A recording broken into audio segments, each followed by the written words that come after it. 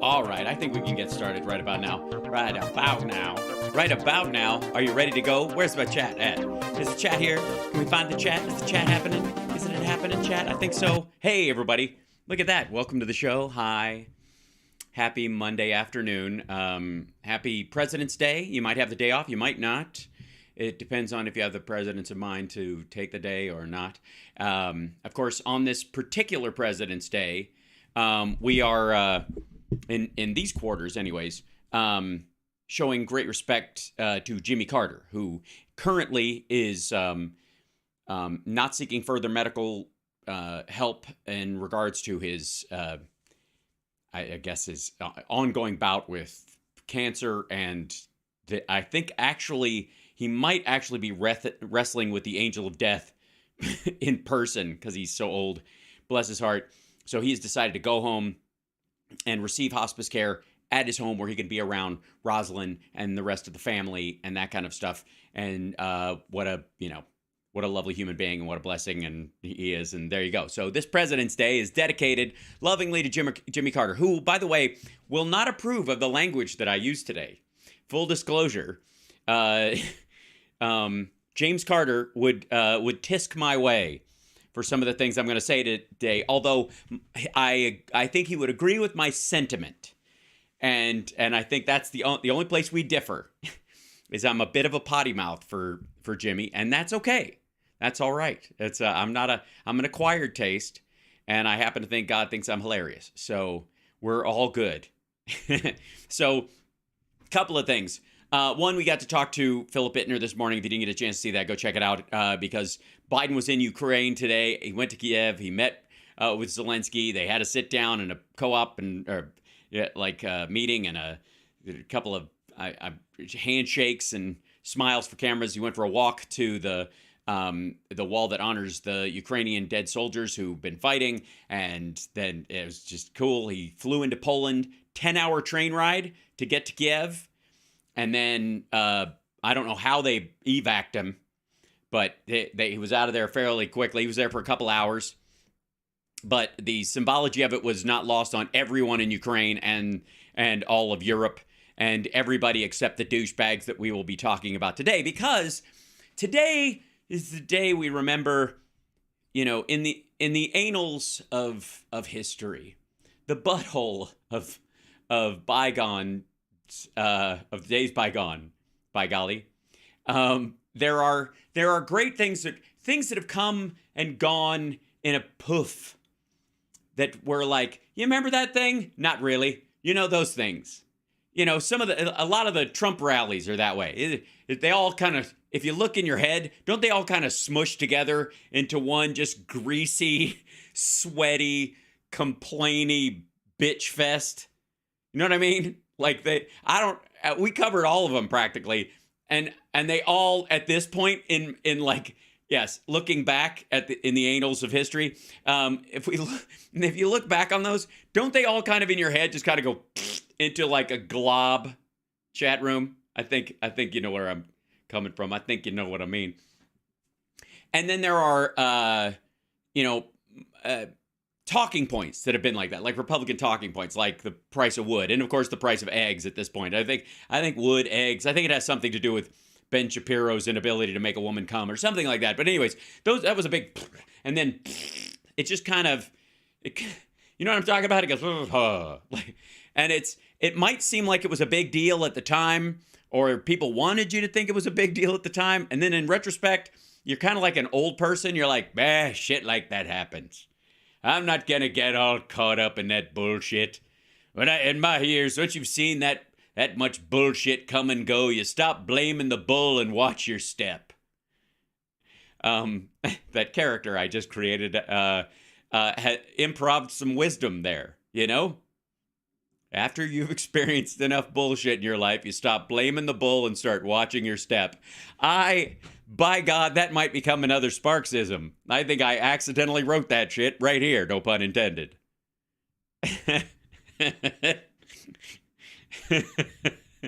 See, I always wondered how, old people phrases like that get written. You know what I mean? Like, who's the first person that said that? Me! All right.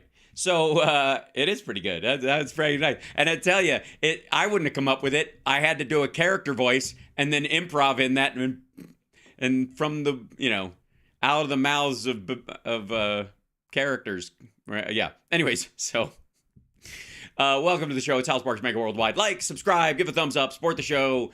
Patreon.com/Hal Sparks. Subscribe on Twitch. I took away my Twitch meter because it was making people nervous, but it also made our Twitch numbers go down. So if you can subscribe on Twitch, please do. If you have Amazon Prime, it doesn't cost you a dime. And of course, if you've already subscribed, you can gift subscriptions as well. And that it's a lovely way to support the show. Also, super chats. If you have it within your, like it's lovely that we have so many boosters that come in here and we'll drop, $20 here or $50 there. It's a really lovely thing or whatever. But, it's the little things that help. If you can only do a little, do a little. I'm just saying, on occasion.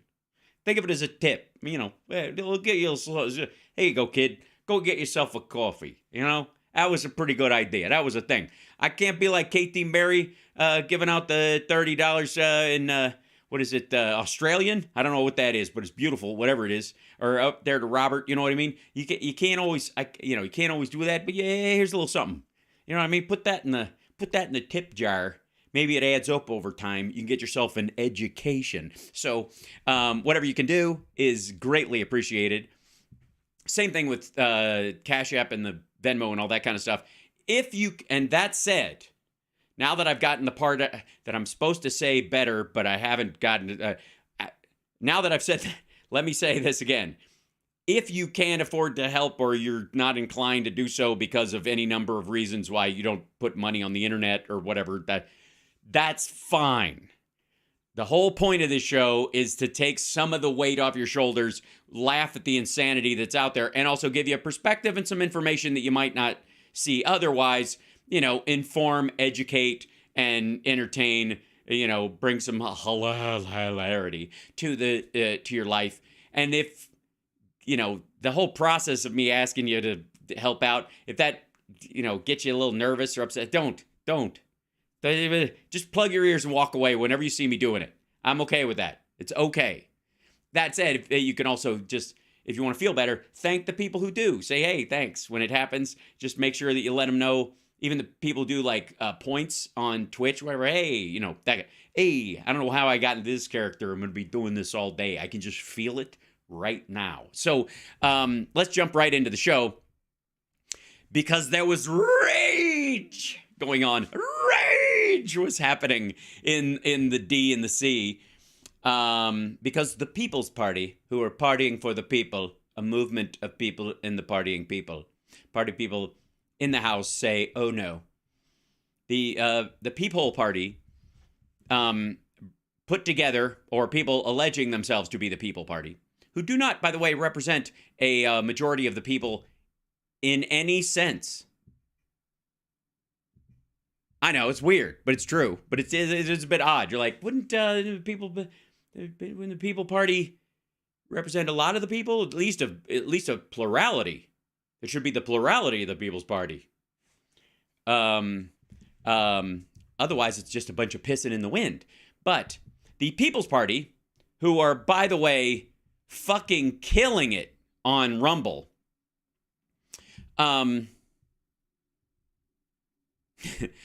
they with their all 78 followers on Rumble and whatever else their funding source is, managed to magically come up with the cash to put together the Rage Against the War Machine thing, whatever, Rage Against War, at I don't know, on the pond where it wasn't quite the Ellipse. Anyways, in DC.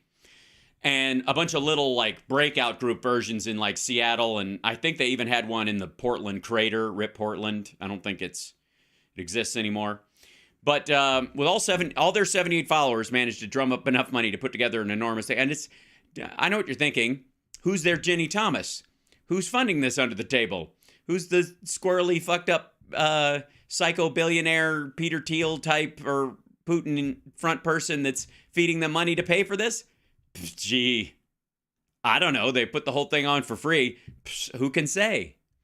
Anyways, they did this thing, and all these people spoke. And this guy, Nick Brana, I'm going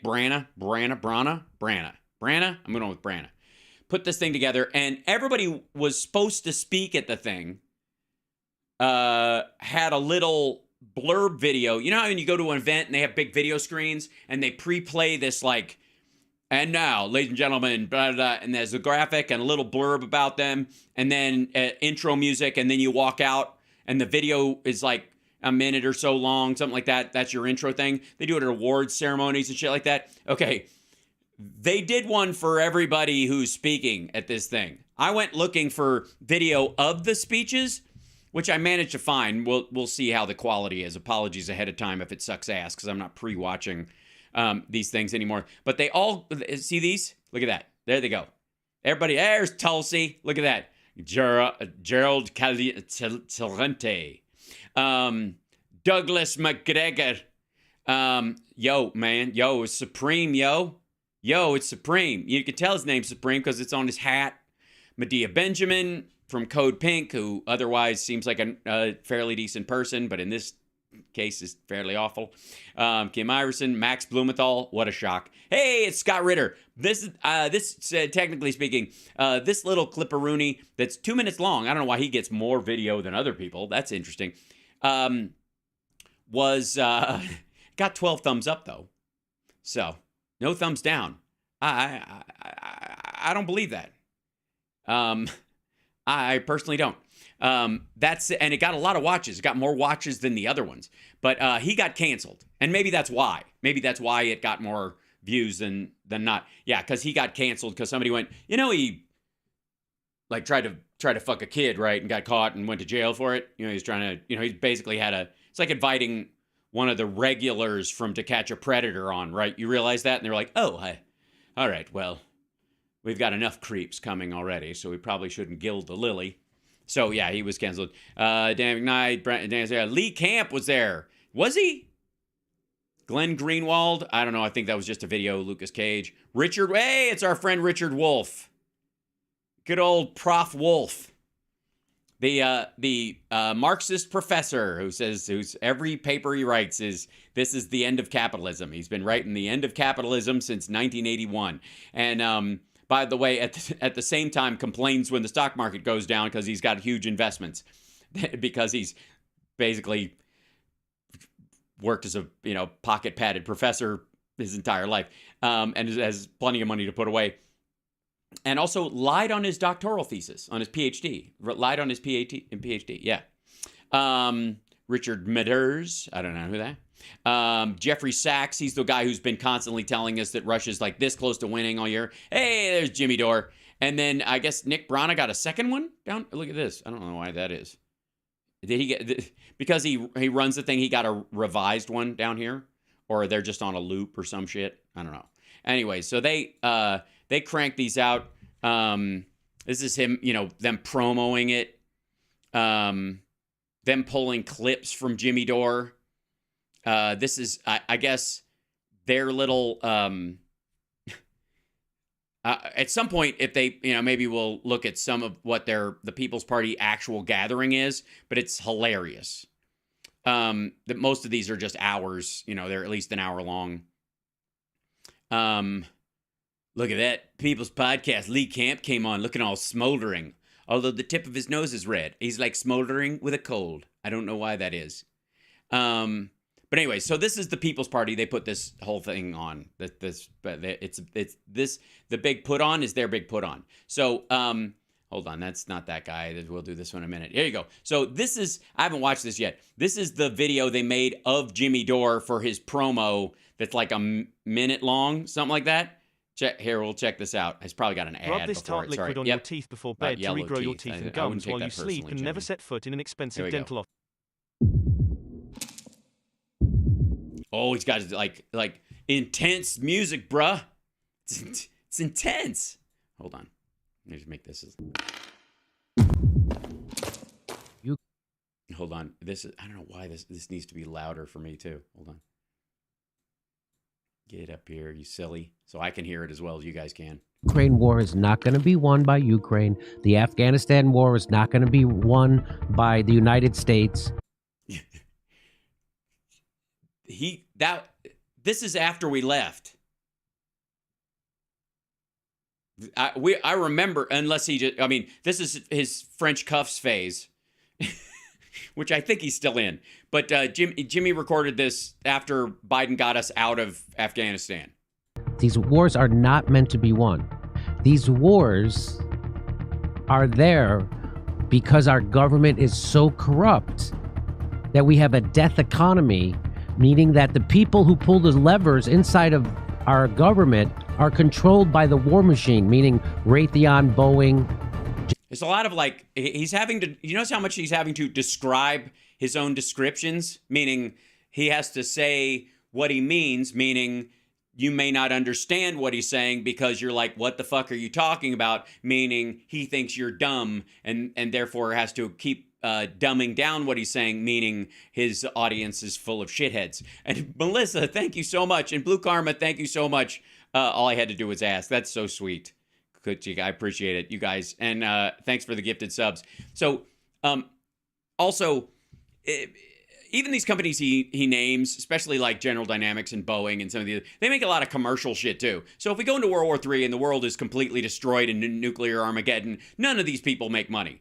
So the idea of a forever war that he's always talking about is certainly shy of they're fucking around with nukes idea that he keeps selling. Like, we shouldn't even be fucking with Russia because they've got nukes and it's going to be World War III and then we're all dead. And we're like, well, clearly that's against everyone's business model. So the war machine obviously has what we would call in corporate America an ROI problem with that. Return on investment. Yes, that's right. You can only war so much before you end everything. And quite frankly, that's why we have civilian control of our military, and it's why Russia has gangster control of theirs. Because if you'll notice, the United States is not threatening to end life on Earth as we know it. Russia is. Maybe you don't think that's a distinction. Maybe you think it's a distinction without a difference, meaning, no wonder they had to drag, no wonder his is 2 minutes long. They had to, he keeps having to explain himself. General Dynamics, all the people who make weapons, and they're the ones who want a war, so then we transfer wealth from our treasury right to their pockets. That's what this is about. And by the way, fossil fuels and a money transfer. Okay, first of all, the Middle Eastern ones, no war for oil. We were all in on that when Bush went into Afghanistan and Iraq, and most of us, I think most of my audience included, either participated directly in protests like I did against both Iraq War I, when Bush 1 was president, and then again when Bush 2 was in there. And so we understand that resource wars like that are horrible and we don't want to participate in them. That does not mean you don't go into places like Rwanda or stop what's going on in Kosovo because other resource wars exist. And so therefore, every asshole out there will see all of these things, all these actions through the exact same fucking lens. The same thing is true of Ukraine.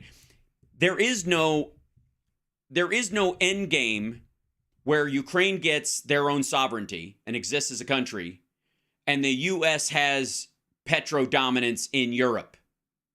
Because there's plenty of oil and gas, specifically gas, natural gas, that's the problem that Europe mostly has, in Ukraine. And when Ukraine is stabilized and on their own, they're going to be the supplier, along with the Netherlands and Norway and all that. The United States, our second biggest export directly is the European Union right now.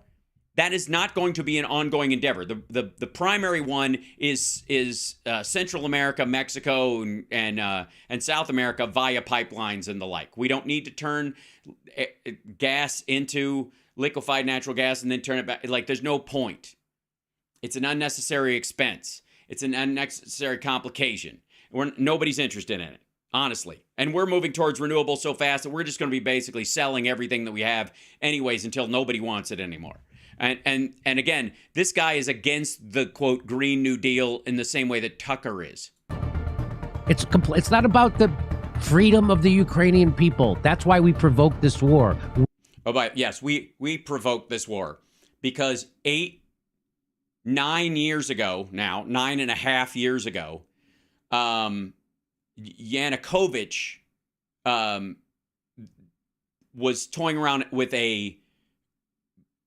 basically a trade deal with Europe to have a balancing trade agreement with Europe, and with that, he floated and they floated ultimate like NATO partnership at some point in the future. That's as far as that stuff went. It was the financial aspect of it that triggered the initial attack from Russia on the Donbass and the seizing of Crimea. Is the idea that not that they were going to join NATO, but that they were going to join Europe as a trade partner, essentially, and elevate themselves as a society and as a company, as a country where their companies could, output goods and services to the rest of the world. And Russia couldn't have that. The amazing amount of inversion in the reality of what went on, and what Jimmy is saying here, that the United States triggered the Euromaidan, forced a coup to drive out Yanukovych, and eventually provoked Russia to attack Ukraine, is a direct inversion of Russia not wanting Ukraine to have its own independence and join in that financial trade with Europe and become a partner with the United States and the West in general. It is simply the opposite. And with the amount of like bullshitter conviction this fucker has is hilarious. We provoked this war, meaning the United States and NATO. We don't. Yeah, you notice I guess they had to cut out the part where he was going to tell us how. Care if they get hurt. It's not about them. We don't? Okay, guys in my audience, you folks are like, we don't care if Ukrainians get hurt. I got news for you. If we didn't care if Ukrainians got hurt, we'd have just let Russia do what they did. Right? Why wouldn't it be easier to some degree negotiate with gangsters? Why, if we're that corrupt and we're that in control of everything, why don't we just let Russia roll the fuck over them and then pay them off? Right? Why wouldn't we just use graft to control the oligarchs? If we start all the wars and we assassinate everybody and we manipulate all the governments Russia's economy is smaller than fucking Italy. You don't think we could take down Italy from the inside out using the CIA and something if we were damn well directed and really wanted to do it? Of course we could. We just don't want to. Who gives a fuck? I swear to God, sometimes these folks think the Illuminati exists because that's how they would do things. I mean, if I was in charge, I would totally kneecap everybody and run the world and put my tentacles in everything so I could, have prima nocta with every hot chick on the planet.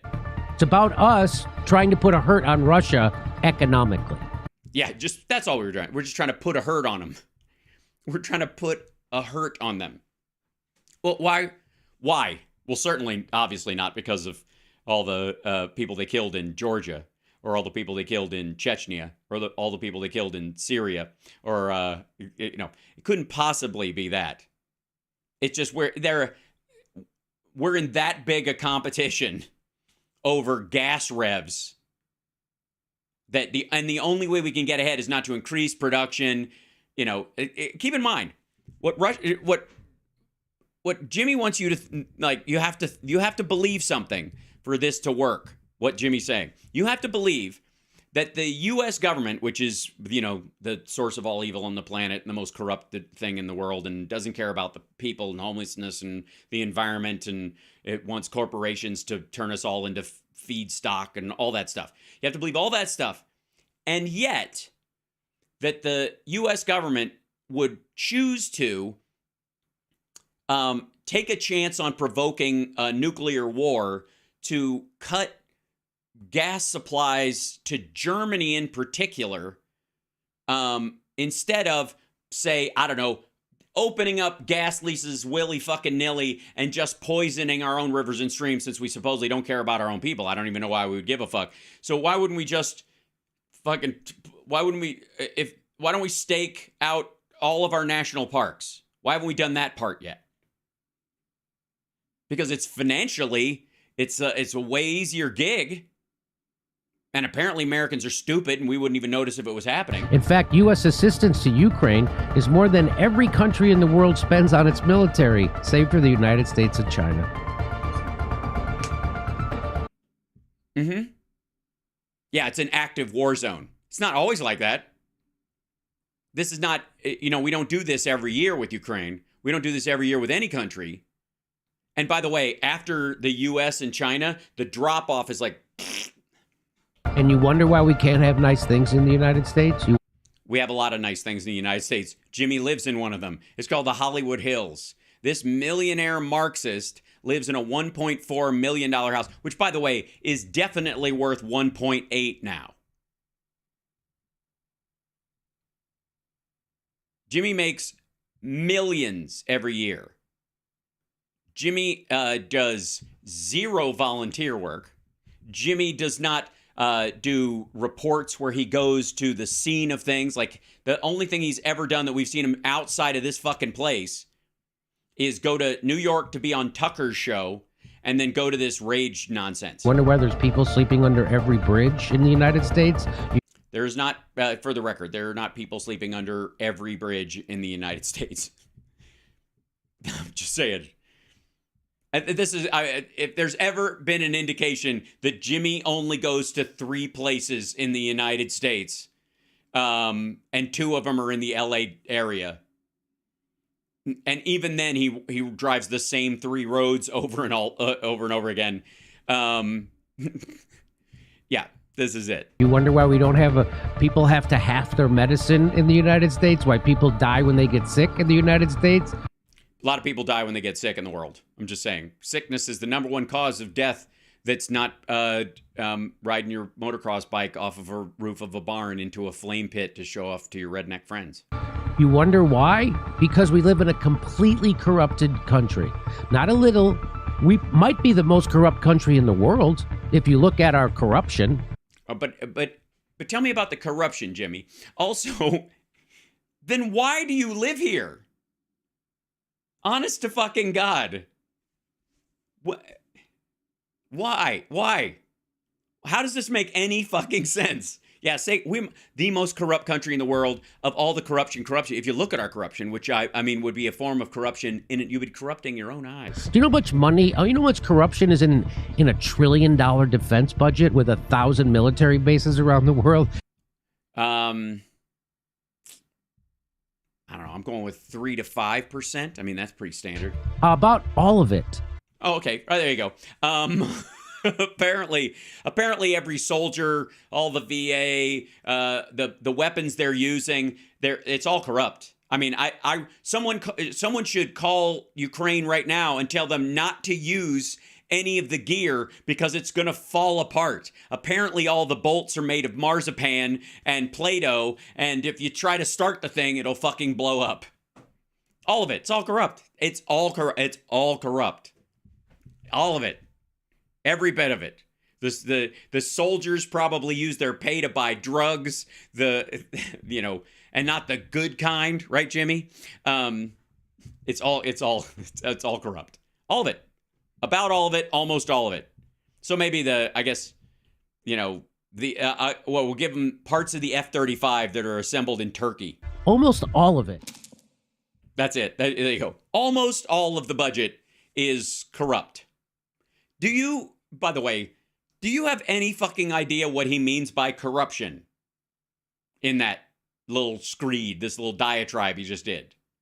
You and I normally corruption would mean you pay a bureaucrat, a politician, or a businessman or somebody to do something, and instead of doing the thing you're paying them to do, they either shave off extra money for themselves and then don't build the fucking thing, or everybody along the line takes their little piece, and you get a $500 bolt because everybody has just grafted their way along the line, and you're just gouging the fucking numbers up, and America's still stuck with biplanes and cardboard tanks because everybody's taken their own little slice, and that's why we don't have I don't know, stealth bombers when we should, or a space program, or I don't know what he fucking means. I don't know. I don't know.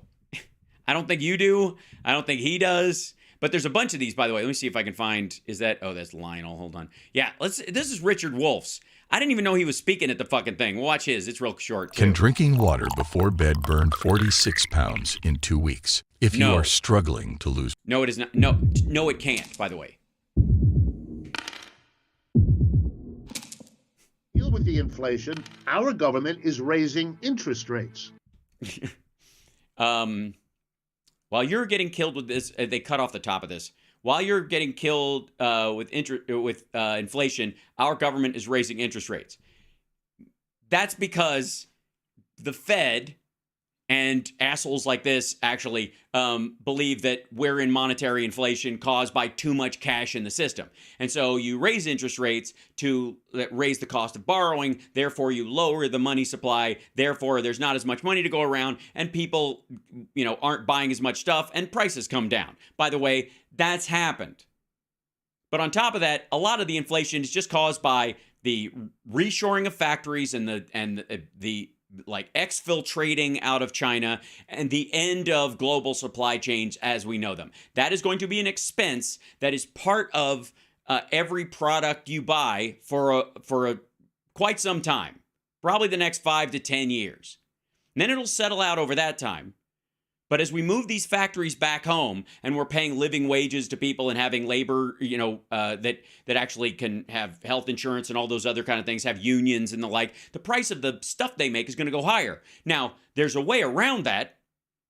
You can continue to put blinders on and act like China isn't using slave labor to make a lot of the H&M shirts you buy and shit like that.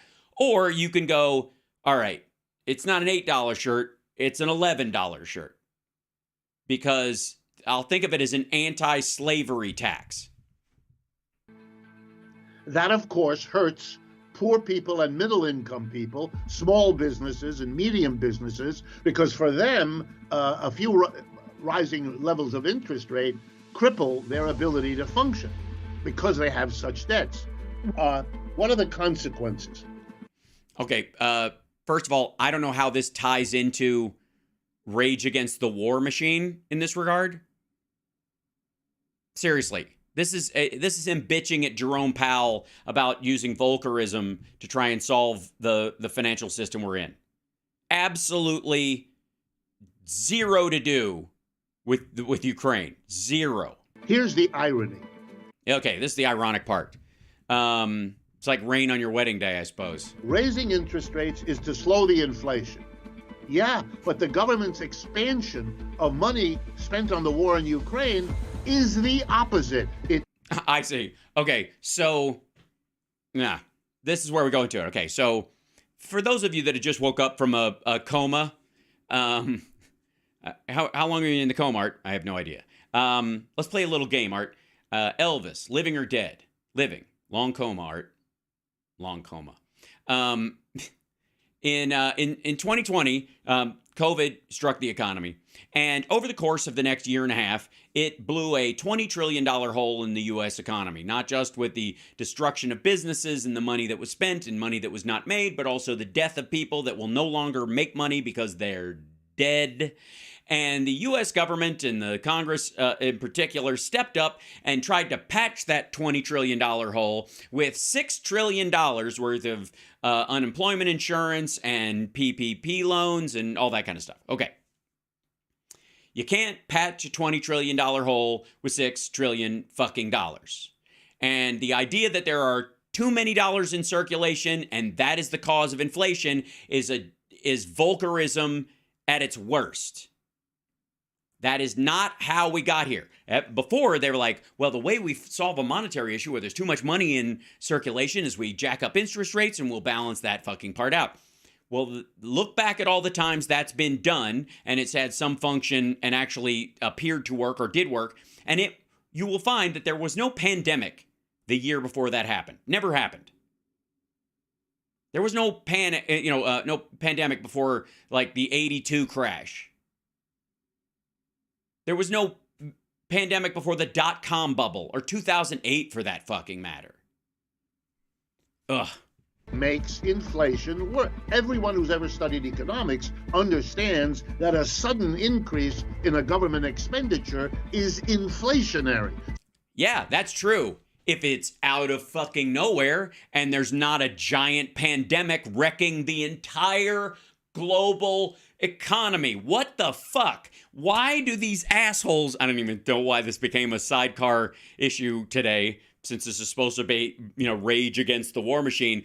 This motherfucker thinks that the aid to Ukraine, the $100 billion compared to the $6 trillion, which was insufficient to fix the hole in the economy from COVID in the first fucking place.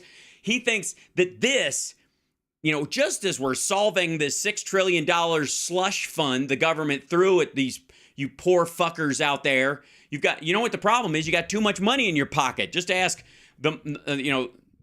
another Marxist millionaire, by the way. Where the fuck? Maybe Marxism is the growth industry of, it sure beats crypto these days.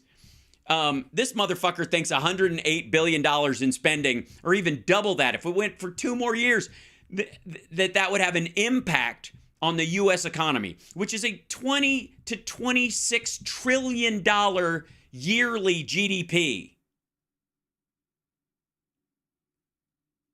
Really? Really? It's like somebody walking, it's like somebody, you're an adult working in a profession at you're a vice president of a small company or whatever. You've been working there for years and you have a stake in the whole, and them coming up and going, hey, here's a little bit something for your trouble. And they put a $5 bill in your hand and go, don't drink it all in one place. And that's the impact. Is that $5 a life-changing amount in your fucking... I mean, if the coffee was poisoned and you bought it at the wrong place, sure. But on its own, no. So we have the government spending more on Ukraine on the one hand. Yeah. Fucking that much. And limiting the spending of small and medium households and businesses by raising interest rates. You know what that is? A, contradictory, B, senseless, and C, a not very subtle way of saying we're rearranging the economy. You small and medium-sized businesses, you small and medium-sized households, you're going to have to cut back your consumption so that we can free resources to throw into military production. Okay, again, are you out of your fucking mind? Does this asshole know how much we spend on the military every year in this country? Every year. Every year. What the fuck is... Honest to God.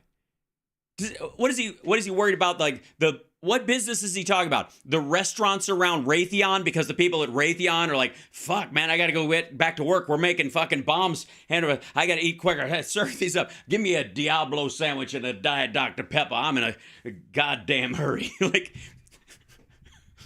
who? Meanwhile, if Russia destroys Ukraine, that's an excellent point. Somebody just, Kochika in there, like in the chat room. If Russia destroys Ukraine, you know who fucking dies? Poor people in the Middle East and in Pakistan and in Africa, because they don't get any of the fucking grain, you dumbass. Holy hell. Yeah, well, that's the Biden plan. That's why we're getting to 3.5, 3.4% unemployment. It's a sneaky way of gutting the middle class so that we can increase military production. If that's what he wanted, why'd he bother to get out of Afghanistan? Serious fucking question. Why get out of Afghanistan if your goal is to add to military production, as opposed to zero it out or fucking lower it? This motherfucker probably thinks the Leopard tanks are ours. Good Lord. If the United States was a military-industrial complex economy and could only survive and only wanted to start wars so that we could build on that and build on that and build on that.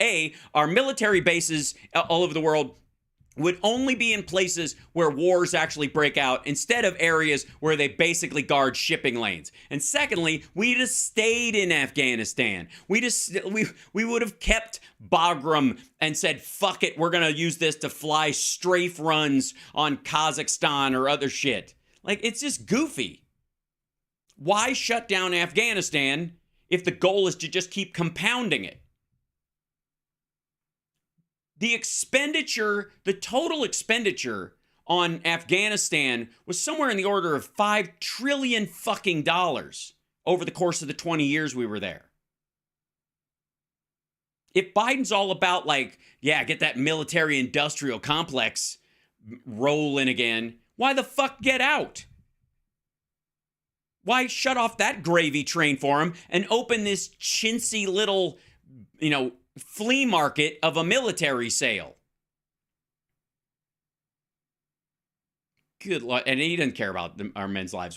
First of all, ours aren't serving there. I don't know if that he gives a shit. Right. Yeah. Why aren't we still in Vietnam? We could have taken a break and gone back in. This is so stupid. All right. There's, let's see. Is this over here? Wait, let me see. Oh, yeah. So I don't know that Lee Camp spoke, but I'm curious, and I don't know why the tip of his nose is red. That's not healthy. I think he needs to change his puppy food. But I'm curious what, Can drinking water before bed burn 46 pounds in 2 weeks? No. If you are struggling. You cannot lose that much weight in 2 weeks drinking water, you fucking moron. No, 100 times no. And by the way, can I just say, we've seen that ad multiple times. It's not surprising, because the kind of people who would believe that bullshit are the kind of people who cry, revolution, inside a democracy they live comfortably in. You know what I mean? Like I said, revolution is the 6-minute abs of democracy. Same shit.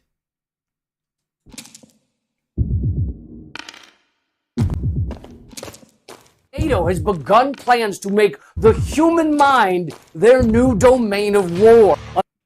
NATO is going to make the human mind their new domain of war. Well, at least we don't have grandiose conspiracy theories. At least someone has decided to settle in and give us an honest and sober account of reality in the modern era. On October 5th, 2021, the NATO Association of Canada, NAOC, sponsored a forum on what panelists describe as the weaponization of brain sciences. First of all, weaponization of brain sciences exploiting vulnerabilities of the human brain? Does that sound like you'll be free at all? Hey, fuckhead. They're trying to protect against it. They're looking at radicalization. That's what that's about. Now, of course, this motherfucker has a background like he's at the White House press corps, and he's blathering this horse shit out, which means he's engaged in exactly that. This is an act of propaganda. You throw that behind you, you make up this, this idea that it really should be you, and therefore you're the real truth teller, and they'd never let me in there. And then with that, you find somebody whose censor on their subconscious watches out for people who might be too authoritarian or establishment in the old form. And if you just roll up on them as a hippie authoritarian, they just fucking let you walk right through. I thought part of the mythos of America was that we have freedom. Isn't that? Yeah, motherfucker. That's what they're warning against.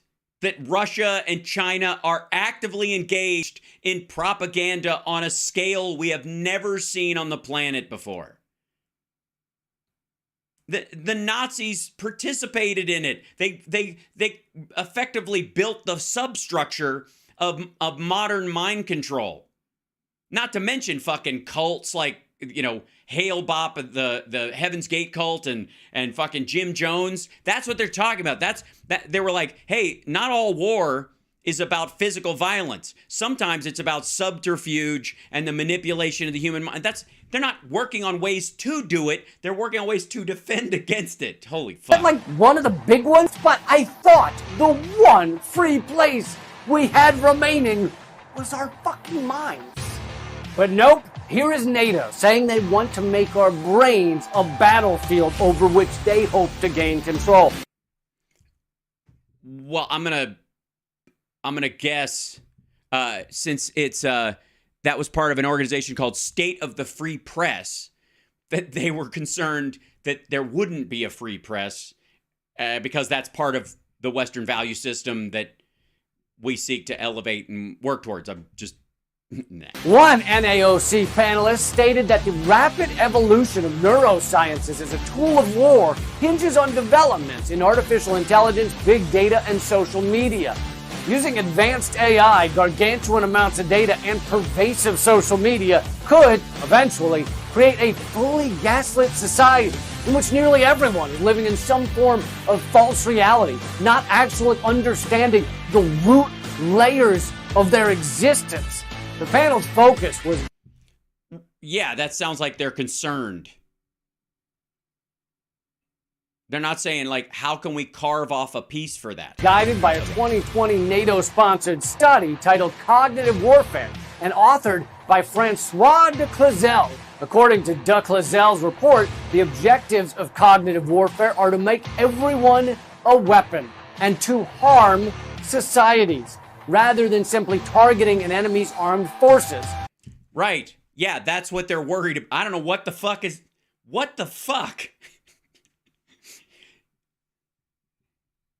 It's like going into a self-defense class and saying, all I hear is people talking about, punching and stabbing and somebody with people walking in with a gun and doing things. Like, yeah, we're here to learn how to deal with that if it happens to us.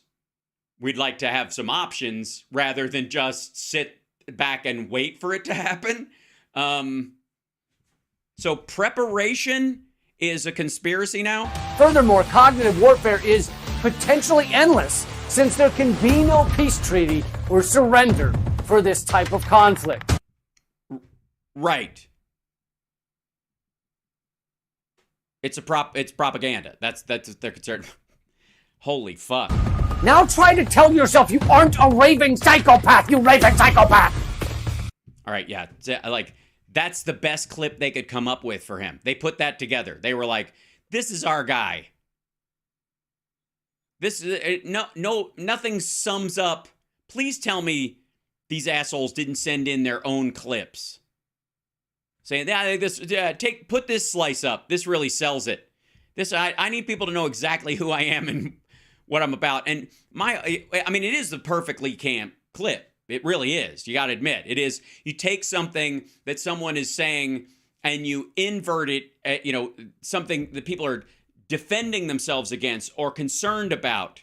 You take a doctor's statement about cancer and what it can do and, the treatments that are necessary because of the changing types of cancer and what's available. And then you take out all the parts where they're concerned and you just go, these doctors seem very interested in, quote, the way cancer can destroy cells so quickly.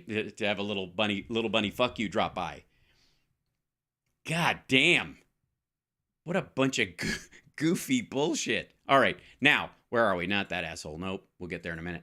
That was Jimmy's setup. Now, here's Lionel, and then there's this guy, and then we'll shut that thing, and then we'll shut Jimmy's.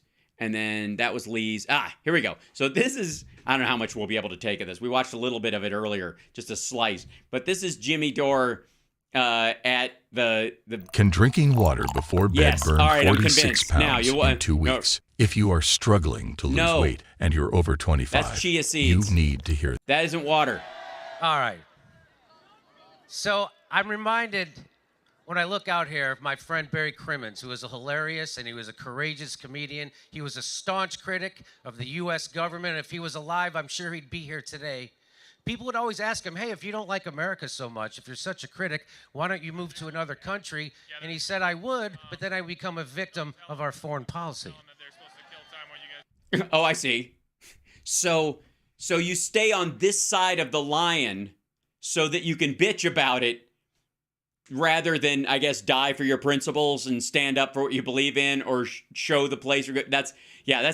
And by the way, Perfect opening line from Jimmy Dore, because he took the work of another comedian who is dead and can't and can no longer make money off of his material and used it for himself as a way of stolen comedic valor.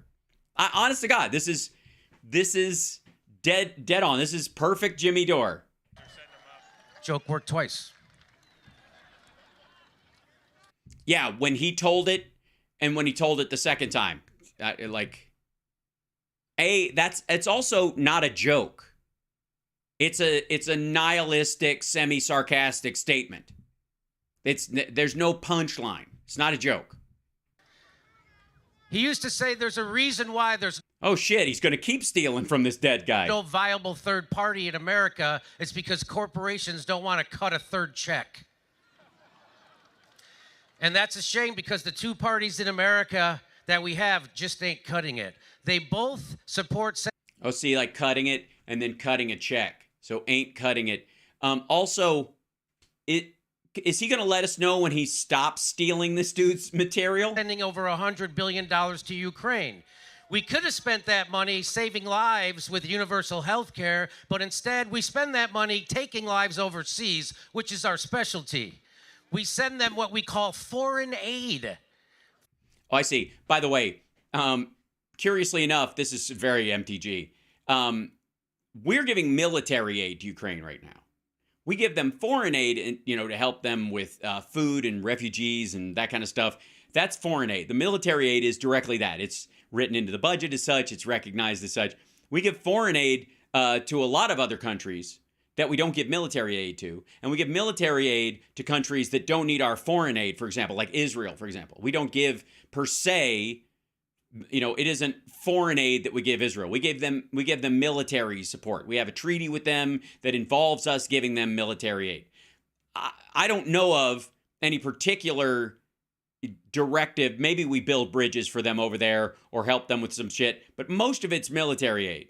And there's a distinction in the budget because of that. What Jimmy is trying to do is knock down that distinction, and that any country we send foodstuffs to is really just, if you hear a story about America through the UN or on our own providing food support or disaster relief, like in Turkey, like obviously you nudniks think that America went and helped with Turkey because we flew, disaster relief people over there, engineers and other folks and gear that we had in the area, flew there to help them out.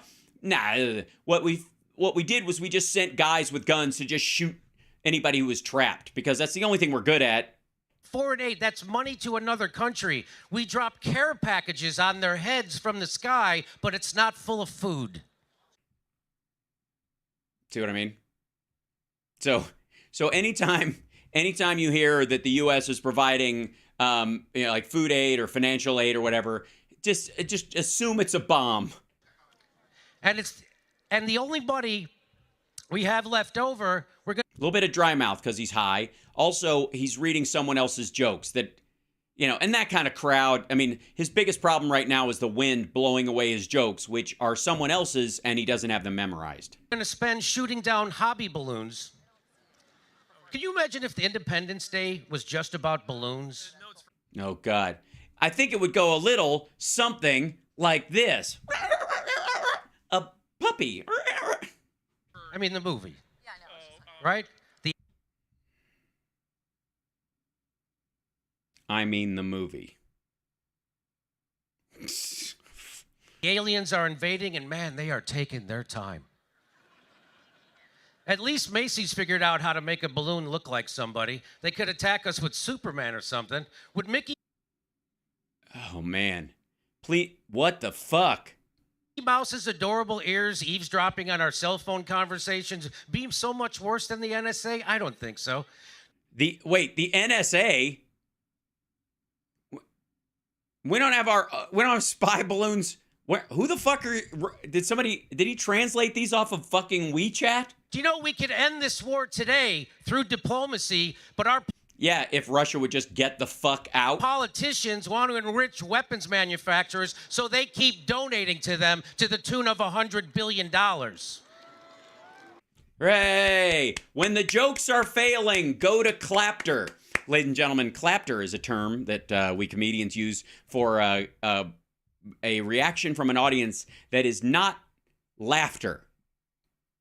In lieu of being funny, a lot of edge comics and a lot of political comics will lean on clapter, where you'll just say something you know the audience will respond to, and it doesn't have to be funny, even though you're allegedly there as a comedian. Chris, for the record, I hate and avoid clapter with every fiber of my being. Hedges has called America a mafia state. He lives here too. Systems of governance that are seized by a tiny cabal become mafia states. Thanks for defining mafia state. Also, now you're doing Chris Hedges material. This is like when an opener is doing a weekend with you. Don't ask me how I know this. And they watch your act and they don't like theirs very much, so they start like memorizing your jokes that you're doing over the course of the weekend. And by the second or third night, they're doing bits that sound a whole lot like yours. The military-industrial complex. Oh yeah, there's a cum word. Shouldn't you keep that at the end? Don't say MIC until everybody's at least had a good whack. And the Ukraine war represent an orgy of looting and corruption. Are these still Chris Hedges words or the dead comic you were stealing jokes from earlier? I'm so confused. America is the most powerful mafia that has ever existed. One of these days, I'm going to ask you to play baseball. I need some apple pie. And you'll do this for me. And at some point, if I start a war in your country and I decide after a while it's not worth it, I'm going to leave. And that's up to me. If you want somebody to stick around, maybe talk to the Russians, the Chinese. And the hitmen in that mafia have military pilot licenses. Okay, so our pilots in the military are hitmen. They're just assassins in the air. Cool. Okay. Never do anything good. Just there to snuff people. Okay. The difference, This is good. This is going so well. Yeah, no, back up and try that one again. The difference between our government these days and the mafia in the is, what's the difference? I love this. This is good. Great wind up. Here comes the punchline. The difference between our government and the mafia is 1940s. In the 1940s. Sorry, it's a very distinct. Back up. So I want to get this joke. It's a solid joke, so I want to get it right. Let's let everybody gather in close because I don't know what the fuck he's saying. Military pilot licenses. Yeah, pilot license. Okay. The difference between our government these days and the mafia in the 1940s. Well, the mafia in the 1940s helped defeat the Nazis. Because they were Italian? No, that's a humdinger right there. That's good. What I'm sorry, the what? He's a comedian, by the way. There's a reason. I figured out, though. I think we've all learned something. I don't know what the fuck is this. I think we figured something out. You know how Jimmy says we're doing stand-up comedy when he does this thing instead of I'm, because it's just him. I mean, he has people coming with him. I guess he brings because he doesn't do stand-up. He yammers with a mic by himself, and then they do the show. It's not really stand-up. He's just technically standing and technically holding a mic. He warms up his own podcast. It's not stand-up. Anyways, as you can see, God, please tell me he tours with a see-through podium. But now we know what he means by we. He means him and all the people whose material he steals. Fuck. Hey, Carlos Mencia, you're off the fucking hook.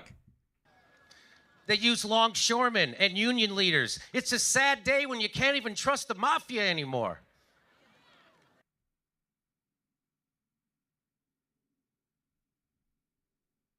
That was a punchline. That was supposed to be a punchline. I could tell by the delivery. I recognize the intention of it being a punchline. Do you know what America really needs? We need... What is... Boy, do I. What a really good idea. Let's see. What does America really need? I'm going to go in 3 more amusement parks. Year-round indoor slip and slides for all states, be they hot or cold, too hot or too cold for them. Mandatory climbing walls on all high buildings. No, fuck. What is it? I don't know. Let's see. What does America really need? Let's hear it. It's going to be a good one. To take the money out of Ukraine and give it to everybody here so we can buy a balloon and a gun. Jesus Christ.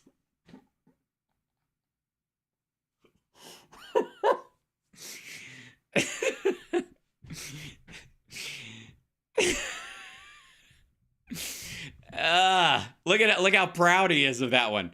A balloon and a gun. First of all, the balloons aren't from here. And I don't know quite what his balloon take is. Like, he just seems to focus on the word balloon, but not where it came from and why it was an issue. Like, that seems lost on him. But as far as I'm concerned, and most of my Democratic friends, people on our side of the aisle, are concerned, the issue is not that people need money to buy guns. It's that in the United States has 60% of the privately owned guns on the planet. If you think you can find weed on every street corner, it's shocking you can't find an AR-15 just propped up against a corner with that volume. That's the only way we can settle this. We all need to be floating around shooting each other down out of the sky. Better yet, the guns shoot vaccine syringes. Syringes. Oh, God. Oh, yeah, that one. Better yet, the guns shoot vaccine syringes. My syringes. Good fucking God. Yeah, that's America. Eat boosters, you motherfuckers. Yeah, that's America. Eat boosters, you motherfuckers. Because instead of eat lead is what I... Fuck, man.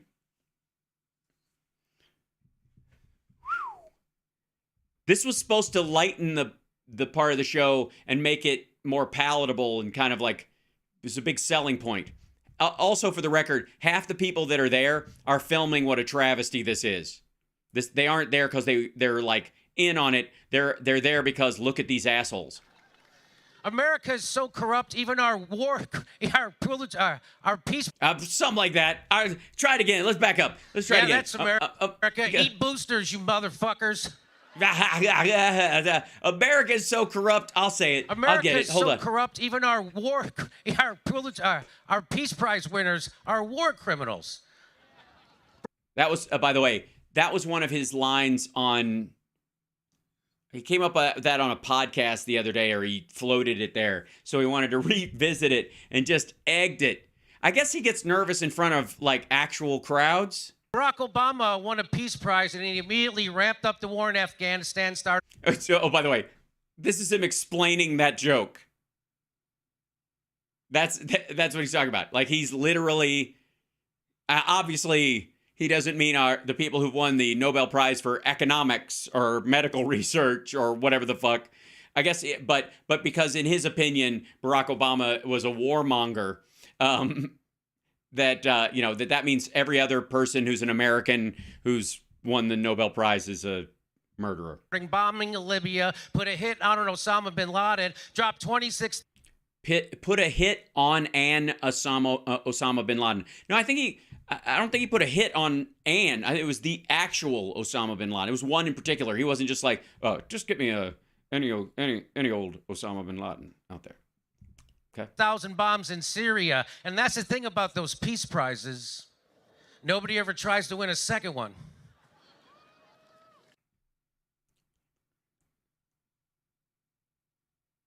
Yeah, they do. Yeah, people... I mean, I don't know that they do, but a lot of people continue their research. A lot of times people, the reason they win the Nobel Peace Prize in any area is because they've made such a huge advance that making a second one of those in their lifetime is not a possibility. It's pretty slim. I have a list of things we could have bought with that $100 billion instead of sending it to Ukraine for killing people. Yes, here, AKA jokes, people. If you can't tell, I'm hilarious. And from the beginning of this, I've been killing it. And so you can count on me that this list is going to tickle your funny bone. Instead of sending money to Ukraine, we could get President Biden a dog that knows where to lead him when a press conference is over. Okay, first of all, don't want to critique right out of the gate, but right after a press conference, Biden usually splits, and the joke going around is that he doesn't, continue to take questions or whatever, and he just fucks off. Not that he, I suppose the invisible handshake, that's an old gag because they didn't show who he was actually gesturing to, and he was actually going like this to a friend of his that he was there, or that he walks over the edge of a stage and he's actually fucking talking to people, and they're like, yeah, we got to go. And they come in, I'm talking to my friends. Anyways, and then he's because he wants to stick around and chit-chat. He forgets he's the president of the United States, and his primacy is on his relationships with people that he actually knows. Go figure. But I guess the get him a dog. And again, by the way, while this was happening, Biden was traveling to Kiev to walk outside while air raid sirens were going off to show solidarity with Ukraine. We sent enough money to Ukraine to buy everybody a tank of gas. Hi, see, gas is expensive. So, see, we could buy everybody a tank of gas. For all the money we've given to Ukraine, do you know how many eggs we could buy? A dozen. Almost a dozen. Almost a dozen. There you go. See what I mean? We could buy. You can't make the point that we're giving away taxpayer money to Ukraine and it's too much money if you're joking about how little money it actually is, compared to normal life in the United States currently. Just. With $100 billion, they could say you could end homelessness for $20 to $40 billion. We could have ended homelessness, then restart homelessness, then say we were only kidding, and then end it again.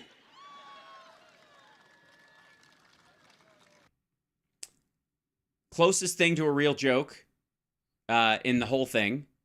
Also, again, this one was on this morning, and it was, originally it was based on the liberal criticism of Elon Musk buying Twitter, because the idea is that you could end homelessness for $40 billion, and here he wants to go buy fucking Twitter for that.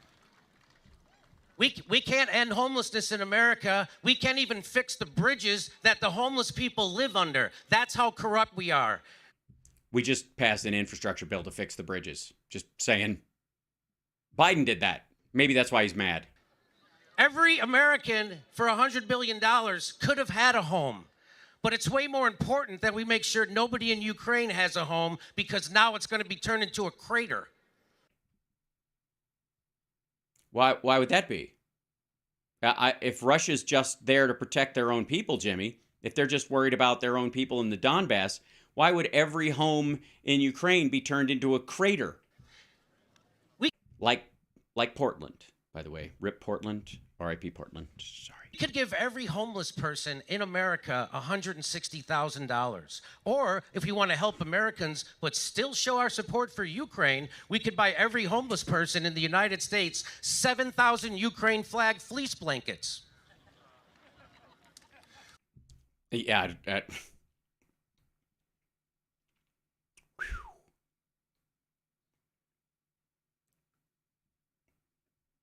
There's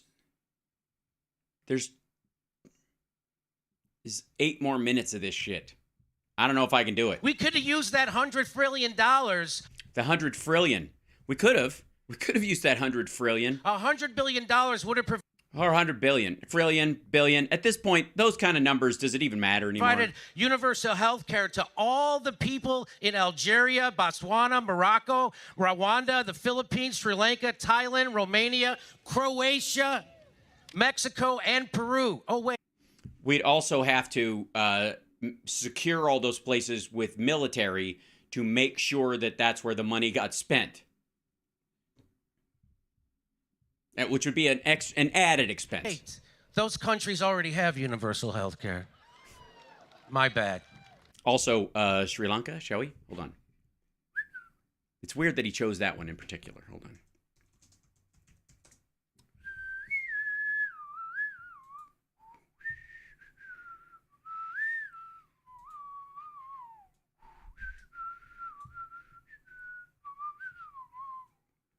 Yeah, there we go. Yeah, Sri Lanka. Police disperse protesters demanding an election in Sri Lanka. Yeah, things are going very well there. But hey, I don't know why they're complaining. They've got universal health care there, don't they? For the $100 billion, we could buy 2 FTX collapses. For $100 billion. Also, again, we could buy 2 FTX collapses. I think you'd want to do, we could bail out 2 FTX collapses. Because I think most of the people there think that, you know, bailouts are bad for big financial. We could buy every person on earth a blue check mark on Twitter. Because shouldn't we all have an equal opportunity to be insufferable assholes? Jimmy has a blue check mark. For $100 billion. Also, you can be an insufferable asshole on Twitter for free. I'm just saying. We could get Chick-fil-A to stay open on Sundays and perform gay weddings. No, you couldn't, because it's not about financing. It's about their religious beliefs. Unless you're just saying that they're bribed and full of shit, although that's going to upset half the audience there. For $100 billion... Oh, my fucking God. We could buy an entire separate Russian invasion of Ukraine and have enough left over to pay Hunter Biden's monthly salary for the rest of his life. Yeah, I don't know what that... bad. For $100 billion, we could brink the Bank of England 3 times. We could brink the Bank of England. We could buy every... We could brink the Bank of England 3 times. I don't know. Somebody look up brinking. Man, woman, and child in America an opportunity to pick something really nice from the Goop catalog. I know I didn't get that joke either. Jesus Christ. So Kurt wrote these. I know I didn't get that joke either. Yeah, he bought these. Fuck that. Okay. What the fuck? You can't... This dude, he had 13 fucking minutes. As a comedian, you can't do 13 fucking minutes on a stage like that? Have you guys... Who in the audience has been to, bless your hearts, has been to a sexy liberal show? Anybody, like, let me know if you've been to one, or even the digital ones, or what have you. I'm going to open up my chat and check in with you guys on something. Yeah, here you go. Me, there you go. There's some folks. Was Jimmy ever funny? Not to my knowledge. I think just there was this assumption that he was a comedian, and that was enough. Right. I did virtual. Awesome.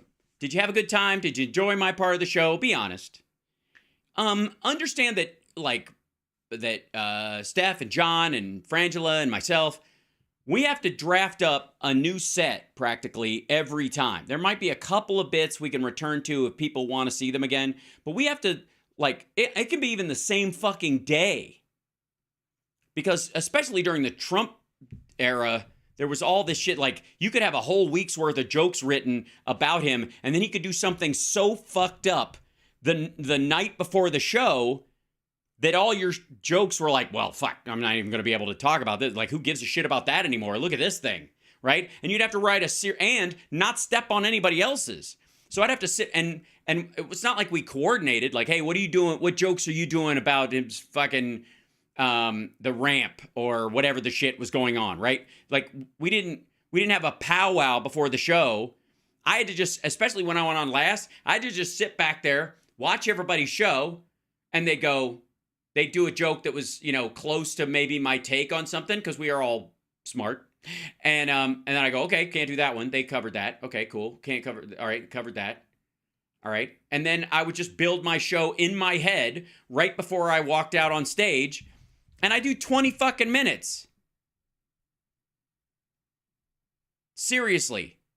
And genuinely, like, building off of some written stuff, some improv stuff, and it really had to do with how the night was going and what we were talking about.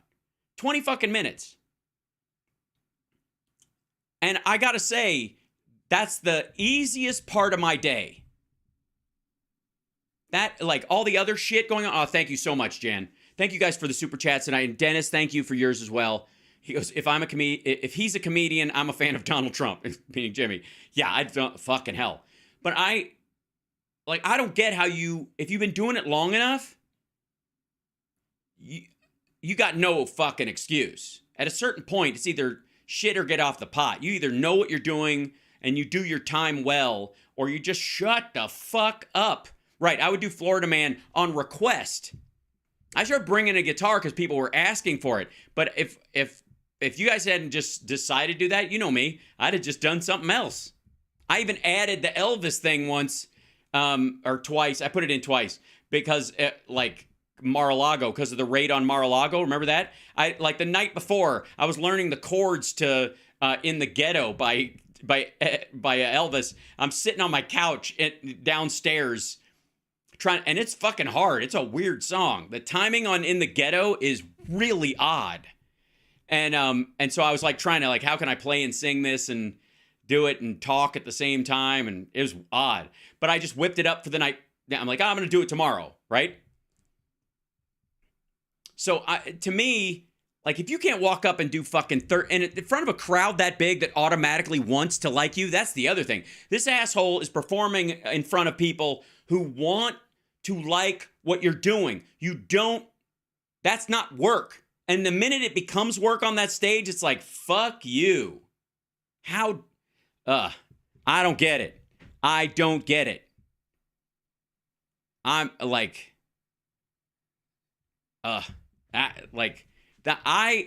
knew Jimmy was awful, and I've heard stories of his open mics where he hops up at flappers and people have run into him. I haven't been there when it's happened, but you hear tell. And I have to say, out of almost, I guess, the assumption of time, the amount of time somebody's been doing something, that in him in particular, I assume a level of quality that a floor on it, even if I don't like the tone or the content or even a belief, like the philosophy of the jokes, I'll still go, all right, well, the structure, the function is there. Even if it doesn't land, even if the audience hates it, the job gets done. That's not even close to the holy shit. This motherfucker is just stealing jokes and references from other people. He's clearly on this list of gags. He's like, I got 13 minutes that I got to fill, and sat down with Kurt and whoever else, and they spitballed a bunch of this shit. Oh my fucking God, it's terrible. It's painful. Jimmy, you suck. Stop it. You're not doing stand-up comedy. You are bitching in front of people who want to hear you bitch. It's not the same thing. You're getting clapter. And then stealing other, it's one thing to hey, Kurt Metzger helped me write this show tonight, so give it up for Kurt, and then you start talking. Or you're a fucking gag comic like Rodney and other people who they had writers, but you didn't care because they wrote for their voice and it was about the performance and all that stuff. It's not oh, well, Jimmy's got this weird character he does, like Emo Phillips or fucking Bobcat, and he just gets people to write his shit for him, so he could do it with that charm. It's ugh. Good fucking God. I'm genuinely shocked. I'm genuinely shocked. That's far more terrible. By the way, you're watching Hal Sparks Mega Worldwide. Like, subscribe, support the show. Thank you for everybody who's been Cash Apping and been Venmoing and all that kind of stuff too. Bless you. Our patrons, thank you for making the show happen. Shit. I like that. That's just rough. Imagine being that's your fucking dude, right? That's your, oh yeah, that's our guy, man. He's the fucking, he tells it like it is. Whew. All right. Do we dare dip into any of these other fuckers? it will take some slices. I don't know if I can take a whole fucking thing from this, but if I may, ladies and gentlemen, Putin's dinner date herself, the wannabe spoiler who one trick pony from 2016, Jill Stein, who's there to rage against the war machine after drinking water before bed burn 46 pounds in 2 weeks. No, if you are struggling chia to lose seeds weight. will not. I'd love to introduce 2016 Green Party presidential candidate Jill Stein. Well, do it then. Don't wait for me. Would you? All right. Wow, you are beautiful. It is so wonderful to be here today. And I mean that because my two options are St. Petersburg and Moscow, and then here. So I have three options. To see us all across the political spectrum. No. Just because you have neo-Nazis there does not make you left-wing. And I just want to say... thank you, Jan. In my experience, it's not so much a matter of right or left. No, it's a matter of Russia over uber alles. It's really a question of the few elites at the top versus all the rest of us. She's not actually pointing somewhere, fuckhead. Camera guy, they aren't actually there. Like, oh fuck, the elites are here. Like, I fell for it again. It's the camera guy is like squirrel. And that's what they are afraid of. Yes, they're afraid of. I think George Soros with his third eye open, and then somebody who advanced the peace efforts of Pope Francis and President Lula. Woo! So we're here today not just to rage against the war machine. Back that way. We're here to dismantle the war machine. That's right. You're going to take it down. That's right. You're going to dismantle it. So after this, we all get on a plane and we're going straight to Russia, and we're going to march right up the steps of the Kremlin and say, which way are snacks? Because it is hurting us all. No one more than the people of Ukraine. Again, I think you're going to have to get this translated into Russian for it to have any impact. Who are the cannon fodder in this superpower proxy war.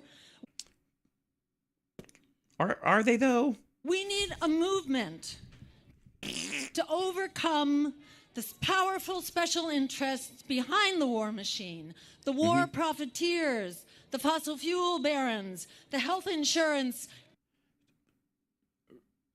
Part of the reason why Russia invaded was because they want the natural gas around Crimea, and they don't want to have to pay transit taxes on the pipeline that goes through Ukraine. Also, that's the same reason they attacked Georgia and then moved down, so that now Georgia has to pay transit taxes to Russia because of land they seized. Again, you're going to have to translate this into Russian. Barons who are profiting from the carnage. And in the interests of building that movement, I want to clarify today. My throat. Some of the forbidden truths that we are not supposed to talk about. Uh-oh, here comes the forbidden truths. Just because you like a finger in your ass does not mean... What, not that one? I'm sorry. If you... Almost any disease can be solved by a light bulb stuck in the right... No, not that one? All right. Which ones? These are the empowering truths. The empowering truths. I was completely confused. I'm sorry. I started saying the touchy-feely, super fun truths. It was my bad. It's a good thing I'm not there doing the ASL interpretation. The war machine does not want us to know. Oh, yes. The war machine does not want us to know. Here it goes. What do they not want us to know? Probably stuff we've never heard before. This is all new. Be prepared. Maybe get out a yellow legal pad. Hit it, Doc. This is especially for the benefit of the people who are just waking up to realize that we are all in the crosshairs of this crisis. Oh, we're all in the crosshairs. Dear God. I mean, technically speaking, the Russians have threatened to nuke everyone. They've talked about hitting us with a hypersonic missile, destroying the East Coast. wrecking D.C. and New York, and that's where they are. So I guess technically speaking, if you're in D.C., you feel like you're in the crosshairs. It's been that way since the Cold War. Martin Luther King spoke the first forbidden truth nearly 60 years ago. And they let him do it? That the U.S. war machine is the greatest purveyor of violence in the world today. Yeah, but that was 60 years ago and during the Vietnam War.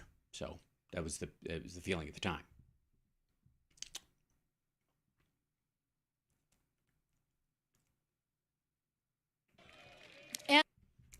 China at that point was had just went through a mass famine and had not started to build the second largest genuine military in the world after Russia's bullshit second largest military in the world. And it is much bigger now, and it's impoverishing and endangering us all. It squanders 2/3 of our discretionary budget. It puts at grave risk virtually every dimension of our security. Oh, there you go.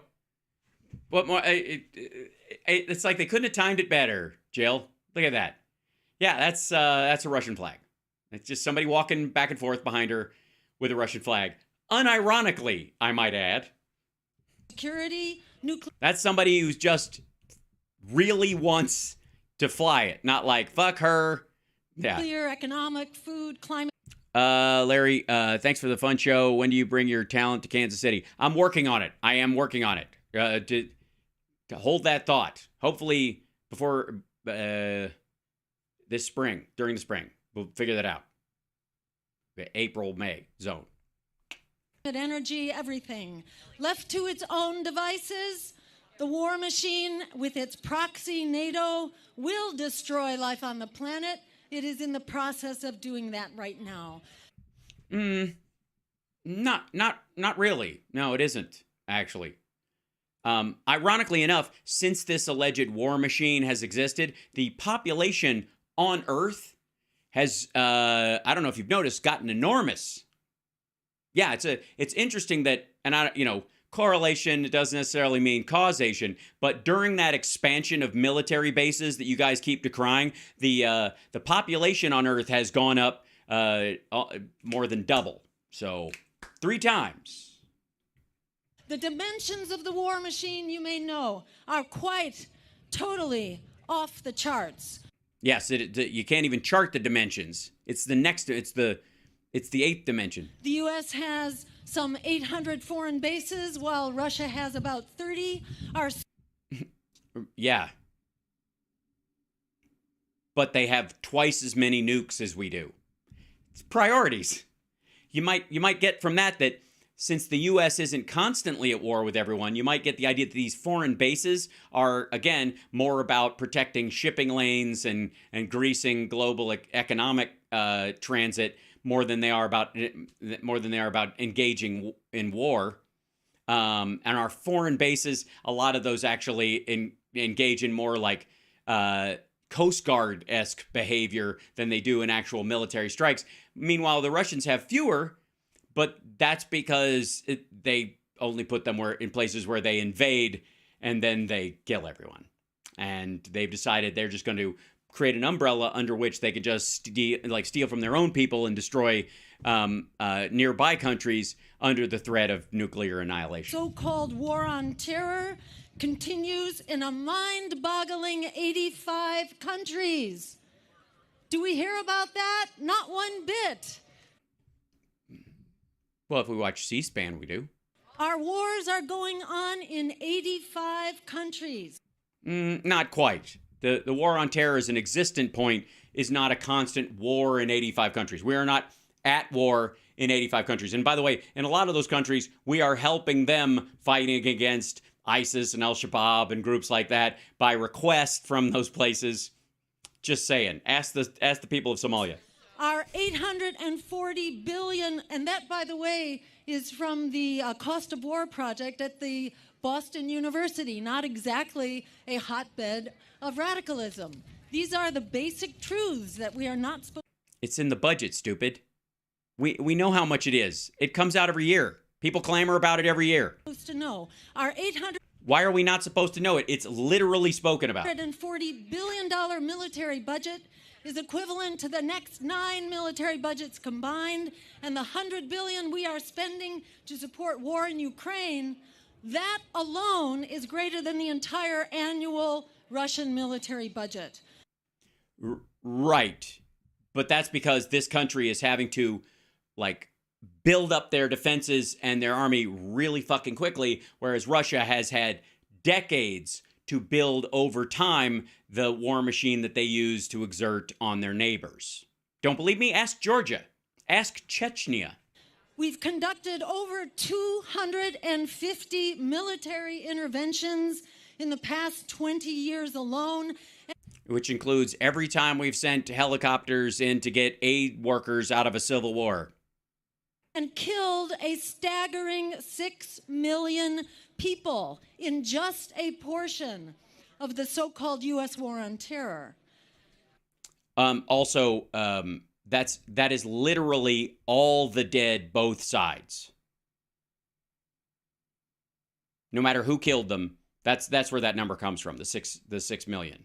Like all the wars that involve terrorist groups killing civilians, or civil wars started in that circumstance with U.S. intervention or not, or with UN troops in or without. That's where the 6 million number comes from. Just saying. This murderous military spending consumes resources desperately needed here at home by 70,000 people who die each year for lack of health insurance, for 500,000 homeless people on any given night out on. By the way, our problem with health insurance in this country is not a question of funding. It's a question of voting. Because given the means and wherewithal, we would have had a public option in the ACA years ago. The street for Biden was for it. Tried to get it through. Meanwhile, the Republicans would like to remove Social Security, Medicare, Medicaid. 33 million mired in pull it up from its roots, I think was what Mike Lee said. Student debt, 100 million in medical debt, 22 million impoverished children, and on and on. U.S. imperial aims are clearly stated. By the way, she's using stats, insofar as I can tell, from like 2010.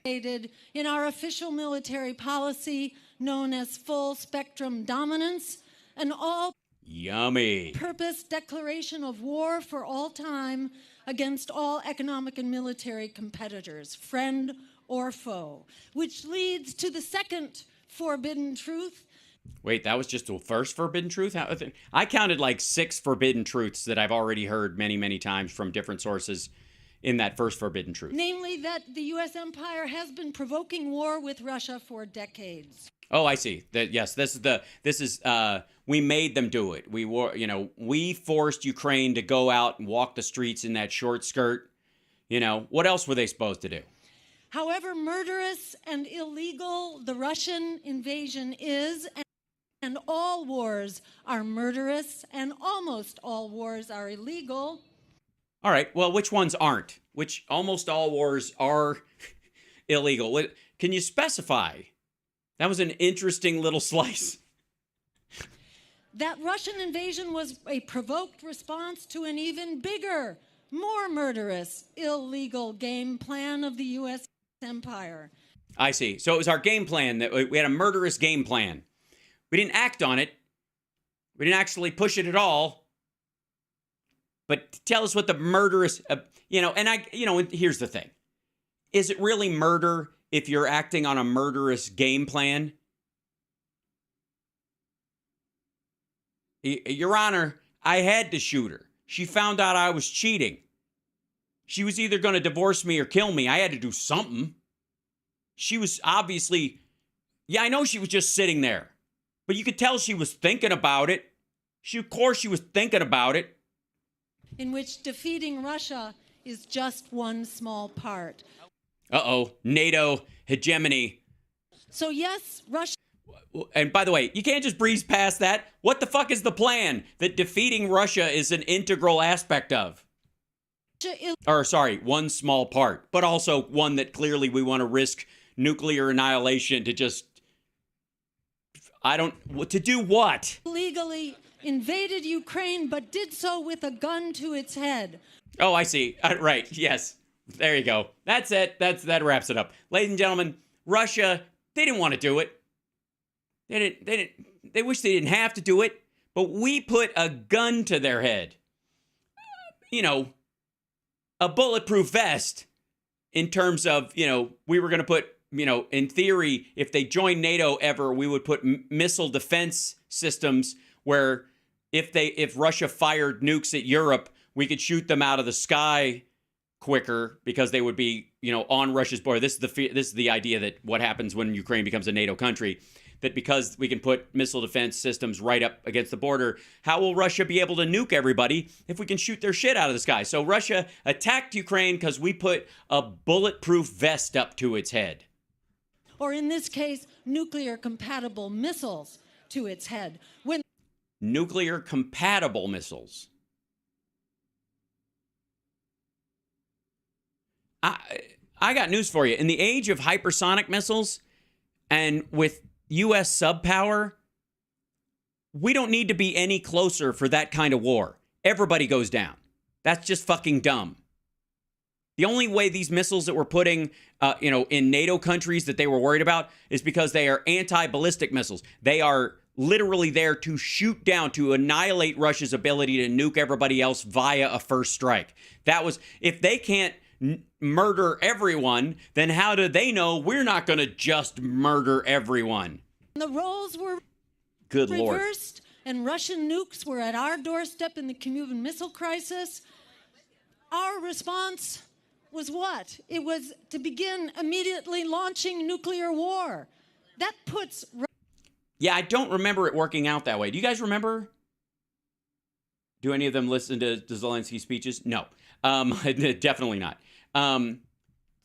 You guys remember the Bay of Pigs, right? Those of you that don't glow in the dark right now, am I talking to people who live in a alternative reality right now? Did we all branch off into another sliver of time when the Mind Stone was taken? Was there a launch of a nuclear war when Russia was going to put missiles in Cuba? Does anybody remember that? Russia's invasion in perspective and makes it rather moderate by comparison. No, it doesn't. No, it doesn't. There's nothing moderate about cutting off a Ukrainian soldier's fucking genitals and holding them up on camera and then stabbing the guy to death as he bleeds out, or filling mass graves with women and children as a scare tactic, or leaving grenades in drawers and in doorways in houses as you bug out of an area that you have lost. So if anybody comes home to try and put their life back together, they get their fucking face blown off. You psychotic witch. Khrushchev and Kennedy had the good sense to back off and negotiate. We need to follow their example now. By the way, look at the Dore 24 thing where he's got like a mohawk. And that's his graphic that he has on his show with him with the talking into the speaker into his own ear. But in that he's wearing a leather jacket and he's got a mohawk. What? Because he's that punk rock. Instead of engaging peace overtures, the U.S. has been throwing billions in weapons and economic aid to keep this war alive. I'm sorry. So if we don't give it to them, what happens to all the people that Russia attacks? Why is leaving Ukrainians defenseless a guarantee the war will end? How is it even indicative? How is there even a remote possibility? I don't get that part of it. I've heard this a bunch. But we're funding Ukraine and this just prolonging this. I got news for you. The occupation and murder of 44 million people is going to be a long process for Russia, even if we are out of there. It's going to be a horrible apocalyptic slaughter, but it ain't going to be quick because Russia wants the ground under their feet. blowing up the Nord Stream pipeline. Oh, get the fuck out of here. Russia blew up their own pipeline. It appears to prevent Germany from backing out in the face of economic disaster. Which never came. If the U.S. wasn't afraid of finding out, of confirming that we were the ones behind the Nord Stream disaster, we would be investigating, not celebrating. First of all, why are we responsible for investigating Russia's blown up pipeline in general? Secondly, the idea that we did it is goofy. Let's just start there. Hirsch is full of shit. It's largely made up. It's conspiracy theory fodder. That said, we're not stopping like the Norwegians from looking into it. We certainly didn't stop the Russians from doing it. We didn't put boats in the area in international waters, keeping the Russians away from checking their own fucking pipeline, did we? Has anything stopped Russia from doing a comprehensive examination of it and releasing those findings to the world? Anything. They've got deep sea underwater submarines. They've got, crews that work on these kind of things. They fucking put the thing there. What is stopping Russia, other than, of course, their murderous slaughter of Ukrainians? Obviously, that's taking up a good portion of their attention. But I'm sure they've got some people sitting around that could go do this job. What is stopping Russia from releasing all the evidence that they have that anybody blew the fucking thing up? They can send a pig into the thing and take pictures from the inside. Why haven't they? Why is Russia not sending? Why are there not 3 boats from Russia circling where the hole is, like taking readings from the whole fucking area? Any of it. I don't understand. That's the one thing Hirsch, none of these fuckers seem to be talking about. I'm like the only person who brings it up. If Russia believes a crime was committed, they have special access to the fucking thing. One, it's in international waters where it happened, so they could roll right up with it to right up where the holes happened and look at it with their own fucking boats and send divers down, send all the gear, all that kind of shit, and they could send a pig in from the other side. A pipeline inspection gadget. They could roll that fucker all the way in there. And if you don't know what I'm talking about with a pig, watch The World Is Not Enough, my favorite Pierce Brosnan Bond film, where he and Richardson, what's her name? They both ride on one of these things that has 2 chairs on it so people can sit inside it and inspect it as they're being built. Remember that part? It's got they put a piece of nuclear material in it to blow it up, and then they look at it and like, there's only half of it here. Like, oh, it's meant to look like the nuke went off, but it didn't. So and then they escape. Never mind. Spoiler alert. Shit. Anyways, watch it. That's what a pig is. They roll through the whole thing. They can rotate. They've got cameras. They got pressure sensors and all this stuff. They could send one in there and see where all of it, like all the damage striations are. They could send pictures of the entire thing, including the part where it actually the explosion happened. But they haven't. Why not? It's their fucking pipeline. Germany has no stake in it anymore. They shut it down months before. Which is what we are doing. Pierce Brosnan is looking really good these days. Agree. He's a handsome, handsome man. It's frustrating. I just want to add the nuclear threat produced by...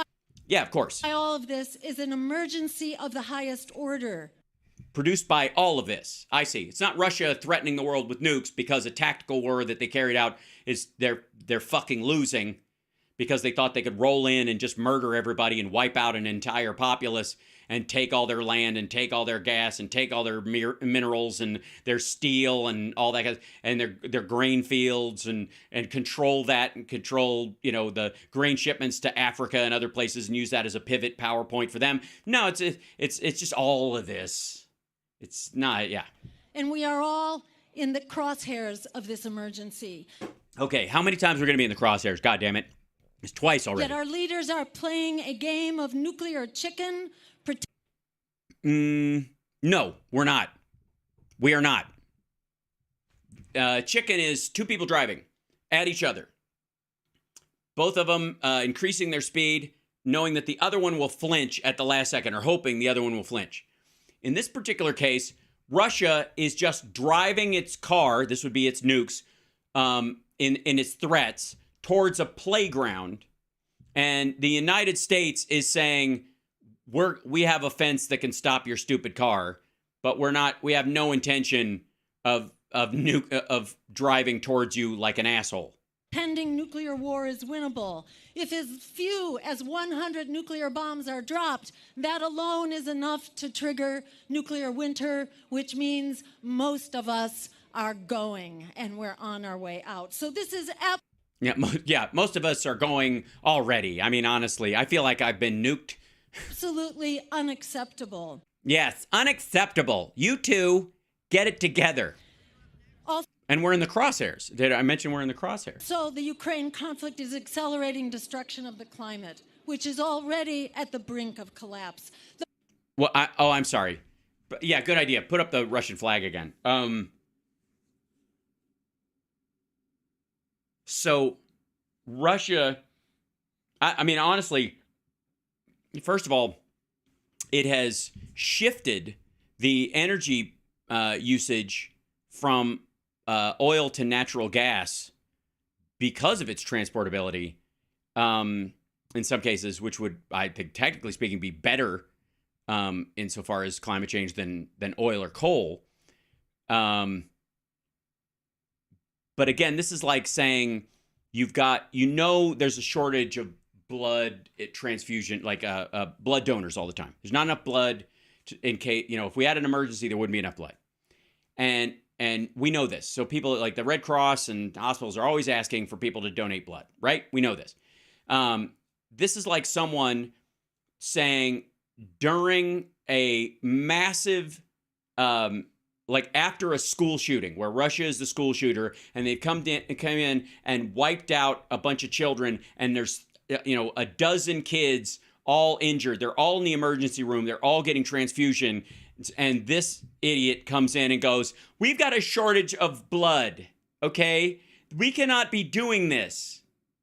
We're always short of certain blood types, and you're just pumping it into these children like there's no tomorrow. Well, bitch, there won't be a tomorrow if we don't put the blood in these kids. You out of your fucking mind? The bottom line is this.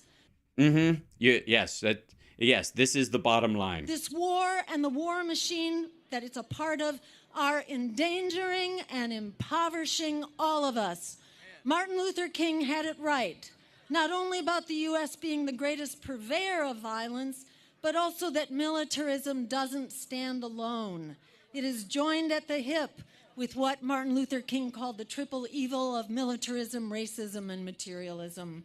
That's why the crisis of empire is inseparable from the crisis of racial and economic equality. Okay, you're dithering.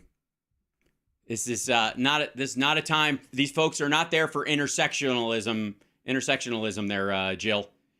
They don't. Yeah, they're here to hear that the United States is basically a terrorist bombing hobby group, and that Russia is an innocent victim. Just stick to that, and the guy with the flag won't let you down. And the crisis of democracy that allows our policies to be bought and paid for by the highest bidders.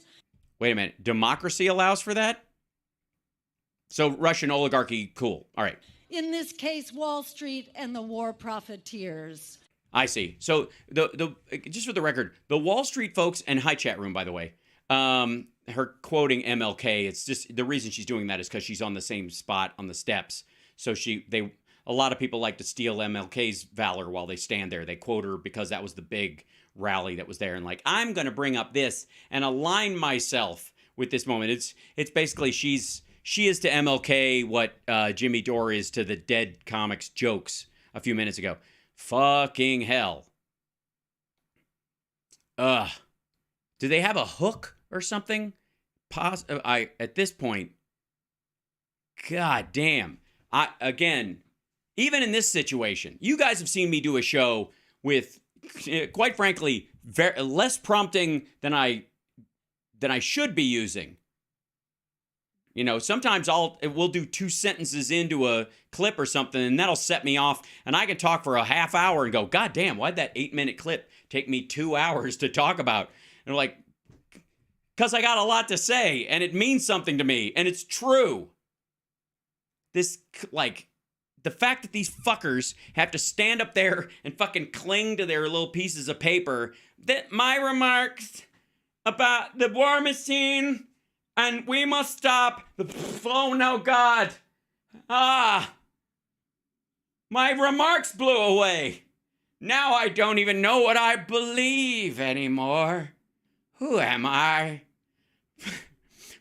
Oh, thank God. Someone else's remarks. But these are all jokes from a dead comedian. Or that, like, Dore comes up. Give me those. Holy shit. How can these... Oh. How do you... All right, I don't know. I'm fucking stunned. I thought it would be bad. But I thought it would be like angry and I'm disgusted by it bad. You know what I mean? Like you're watching something and going, this is so not true. Like where you get that righteous indignation. You're like, this is terrible what they're saying. People shouldn't be listening to this. And I'm more on this. The message of it's kind of fucking meaningless at this point because what I'm reacting to more is God damn, this is just terrible. It's just ass. I have to rate Trump's live speech. Is he speaking now? He can't be speaking now live. When is this? Now? Good Lord. Let me know. The chat's 10 minutes late. Yeah, it does that too. Yeah. Oh, good Lord. Hold on 1 second. I'll see if I can find it. Give me a minute. Let's see. It's got to be on his Rumble account, I'm guessing. Let's see. Trump.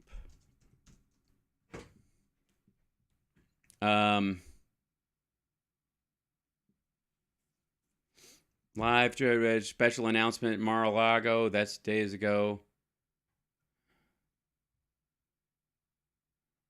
220 Trump is taking over again. Live Trump in Florence 11 months ago, 5 days ago.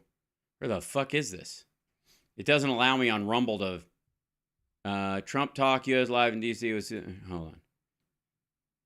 No videos found. Okay, well, that's fun. I'm looking. Donald J. Trump live stream. Joining the Trump war room 5 days ago. 5 days ago. But Trump always. Nope. What a bunch of ass. Hold on. I'm still looking. Don't get me wrong. Oh, you find that... Here you go. Hold on. Thank you. Thanks. Okay. Live Can from Palm drinking Beach. water before bed burn you. 46 pounds in 2 weeks if you are struggling to lose weight? I'm not. General Kane, General Raisin Kane, we have great... Oh, get the fuck out of here. Really?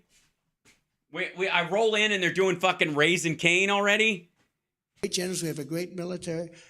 And he goes, yes, sir, Raisin Kane. But Millie said to me, sir, it's cheaper to leave the equipment. So I said, so General, let me ask you a question. We have an airplane that costs $100 million. No. And we fill it up with a tank of nice jet fuel. And we fly it either home or into Pakistan or some neighboring state that we can deal with. None of them are easy. I said, you think that's cheaper than leaving the plane? Yes, sir, I think it's cheaper. That's, by the way, that's not at all what he's... Yes, sir, I think it's cheaper. I said, this guy is not too good. This guy with the thing, I don't know. But I know about you. Yes, Donald Trump, the Jar Jar Binks of aging politicians. And then I said, me no know, sir, if a fella do so like that. Millie more know about Billy. I said, no, not only do I want the planes, and they said, well, what about the hangars? Because, you know, the hangars are these big canvas things, cost a fortune. This place is amazing what they built, and they just abandoned it. We should have stayed in Bagram. Yeah, again, this motherfucker was never going to leave Afghanistan. By the way, can I just say for the record, we're going to get caught in this shit, aren't we? All of these motherfuckers think that Trump was, more of a peace president than Biden because of this. Because he was going to get us out of Afghanistan for real. He was never going to leave. And he was also all about dismantling NATO so that there would be no one to push back when Putin invaded. We should have stayed in Bagram. Not because of Afghanistan. But because China's right there and it's where they make their nuclear stuff and we can peek at because it. Because Bagram, as some of you people know, all of them know it because it's the same fucking speech. It's 1 hour away from where China makes their nuclear weapons. We should have stayed in Bagram. We should have stayed in Bagram. But they left Bagram. It's terrible, but they didn't do it. They said they were going to get out completely, and they did get out completely. I don't know how. It's just so that's where the evacuation should have been also, because we have walls around Bagram, okay? We have walls, we have everything. That was right. Okay, fuckhead is saying the same shit over and over again. Here we go. Now, if I may, Kabul to Bagram distance. Okay, so during an evacuation, here's Bagram Air Base. Here's Kabul. This is where all the embassy staff was. Where that's where they were. Hour and 12 minutes, 63.9 kilometers via Kabul Bagram Airport Road. This guy right here. You go from Bagram to Airport Road down here. That's an hour. So you could take everybody who's leaving the country, put them on trucks, buses, whatever the fuck, caravan them for an hour through area held by ISIS-K, I might add. This whole area right here is held by ISIS-K. That was his brilliant plan. Meanwhile, if I may, let's see, Kabul, let's see, U.S. Embassy, and let's see, let's just go put that there. Look at the map, if I may. So this is the, here it is. So here's the embassy. And then, let me see if I can shrink this down a little bit. Good, get out of there. So here's Embassy of the United States, and then, hey, MoneyGram. Turkey, there we go. Tajikistan, and then, let's just go back. There it is. Let's go there. And the road that it is on is called Airport Road. And it goes where? To the airport, where, which is a full 10 minutes away, less than 10 minutes away if you walk. But this motherfucker wanted to pack thousands of people on buses and drive them down an hour-long road through area held by ISIS-K as the Taliban took over. And guess what? Watch the IEDs go off. Most incredible place, but we should have kept it. And the only people I was leaving behind, I wanted to keep Bagram because of China, not because of Afghanistan. And right now, you know who's occupying Bagram? China. Air base, China. China. Okay. Hold on one second. Sorry, one second.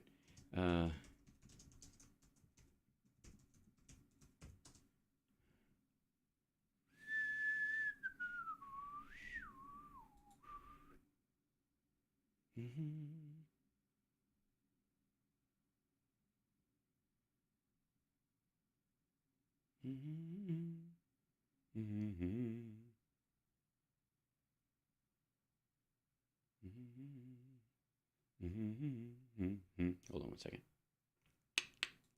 Got to get this. There you go. There you go. This is just from china.org.cn. 11 Chinese workers killed in northern Afghanistan. Gunmen burst into a compound in northern Afghanistan early on Thursday, killing 11 Chinese road workers and wounding 5. An official from the Chinese embassy in Kabul said, "This is the bloodiest attack on foreigners since the Taliban fell." Okay, this is the older one. Since the Taliban fell? Interesting wording. Let's go back to here. Deadly attack on Kabul hotel. Here's the Al Jazeera one. Deadly attack on Kabul hotel popular with Chinese nationals. At least 3 attackers killed by security forces after they opened fire at a hotel in central Kabul, says an official. That's the ISIS-K folks attacking China specifically, by the way, because of their treatment of the Uyghurs. There you go. Kabul. This is you want to see China. This is December 13th. This story came out. China urges citizens to leave Afghanistan after Kabul attack. That's the attack right there. That's the fire, the explosion that they put. That's where look at see the writing on the side of it? That was quick. China on Tuesday advised its citizens in Afghanistan to leave the country as soon as possible following a coordinated attack by Islamic State militants the previous day on a Chinese-owned hotel in the heart of Kabul. The Chinese advisory appeared to be a setback for Afghanistan Taliban rulers who seek foreign investment in hopes of halting the downward spiral of the Afghan economy since their takeover of the country more than a year ago. China! Yeah, China's having a great time. Right now, China is occupying. Can you believe it? Of course, there's billions and billions of dollars to build years ago. The biggest runways in the world, 8 feet thick of concrete. You know what that is? If construction guys in this room, most of these guys, I know some of the construction guys, they're cheap as hell. You know what they build? A floor this big, 4 inches. Give me a 4-inch slab. These are 8 feet, you know. They don't hold back with the money, but we have the biggest run. They don't. Oh, God. 8 foot. Fuck me. I don't know if we can. Right. Most powerful. By the way, this is a chintzy little fucking crowd, isn't it? This is Club45USA.com. This is his thing. This is at the Palm Beach Club. Runways and everything. We left it in one night. The lights were left on. The dogs were left behind, by the way. A lot of people said, "What about the dogs?" You know, they love dogs, and the dogs were left behind. Then they. Yeah. Denied that, but then it turned out, no, they left the dogs behind. You can imagine.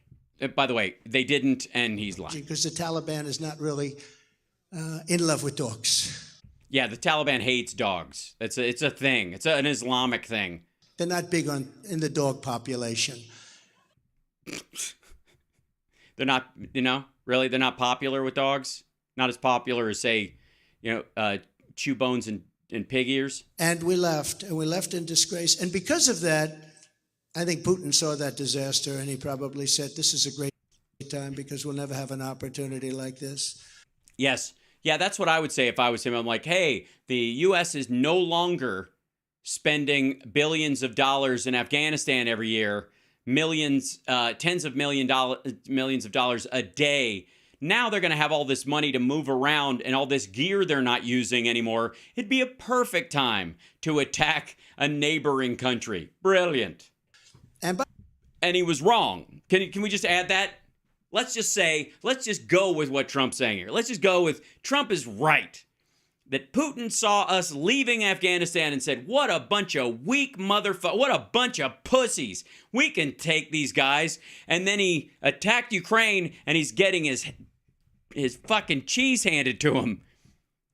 I guess he made the wrong assessment there, Donnie. By the way, just so you understand, you know that Ukraine is being totally devastated, right? If anybody thinks they're coming out good, Ukraine, I looked at pictures recently. Oh, he looked at pictures. He's got the inside scoop. He saw pictures, people. You don't know. I don't know. What the fuck? Sure, if you watch my show regularly, we got our buddy Phil on the ground there. You see Malcolm Nance, who's been there and has actually been engaged in fighting there. Then what the fuck did they know? He saw pictures. Where cities are just literally wiped out. There's not a building standing. The entire city is wiped out. Then they'll say, 3 people were injured today in a certain city. The whole city is knocked down. They say, no. Yeah, it didn't happen on one day. This is how stupid this motherfucker is. Just think for a second. Think how much you know just from reading and seeing as much as you have about the Ukraine war, or any war for that matter, over the course of your fucking life. And this dumb motherfucker thinks that the one building standing in an area that's been completely wiped out still is full of people. They must all be in there. Thousands of people. Maybe he's seeing pictures of Portland. That's a good point. Were killed. And many, many more people are being killed in Ukraine than anyone has any idea about. No, I think the Ukrainians have an idea of how many Ukrainians have been killed. I think they kind of give a shit. I think they're kind of keeping a tally. It would have never happened. Now, with that being said, it did happen. Right. I believe I could settle that thing in 24 hours. I think. All right, tell us how you do it. What do you say? What's the magic word? Klaatu Verada Nicto, supercalifragilisticexpialidocious. Knock us out, fuckhead. Give us the magic phrase. Let's hear it. I could. I really do. I really do. First of all, no, you don't. Because if you did believe that, you're an egomaniacal idiot. Secondly, how? I don't care if you believe it. Make me believe it, motherfucker. Make the voter believe it. I mean, those assholes sitting in front of him are going to believe it. But who gives a shit? And continuing to pour money in is delaying everything. It's delaying. Mm-hmm. It's delaying Putin's win. Delaying a lot of settlement. It's delaying a lot of things, but a lot of settlement. A lot of there's so little of the phosphorus. It's not allowing it to settle. It's also getting a lot of people killed because every day that goes on, more and more people are getting killed. Yeah, mostly Russians, but sure. More and more of some of those incredible buildings with the domes that are 1,000 years old. They're just.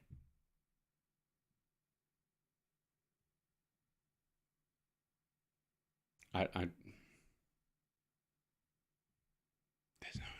1,000-year-old buildings.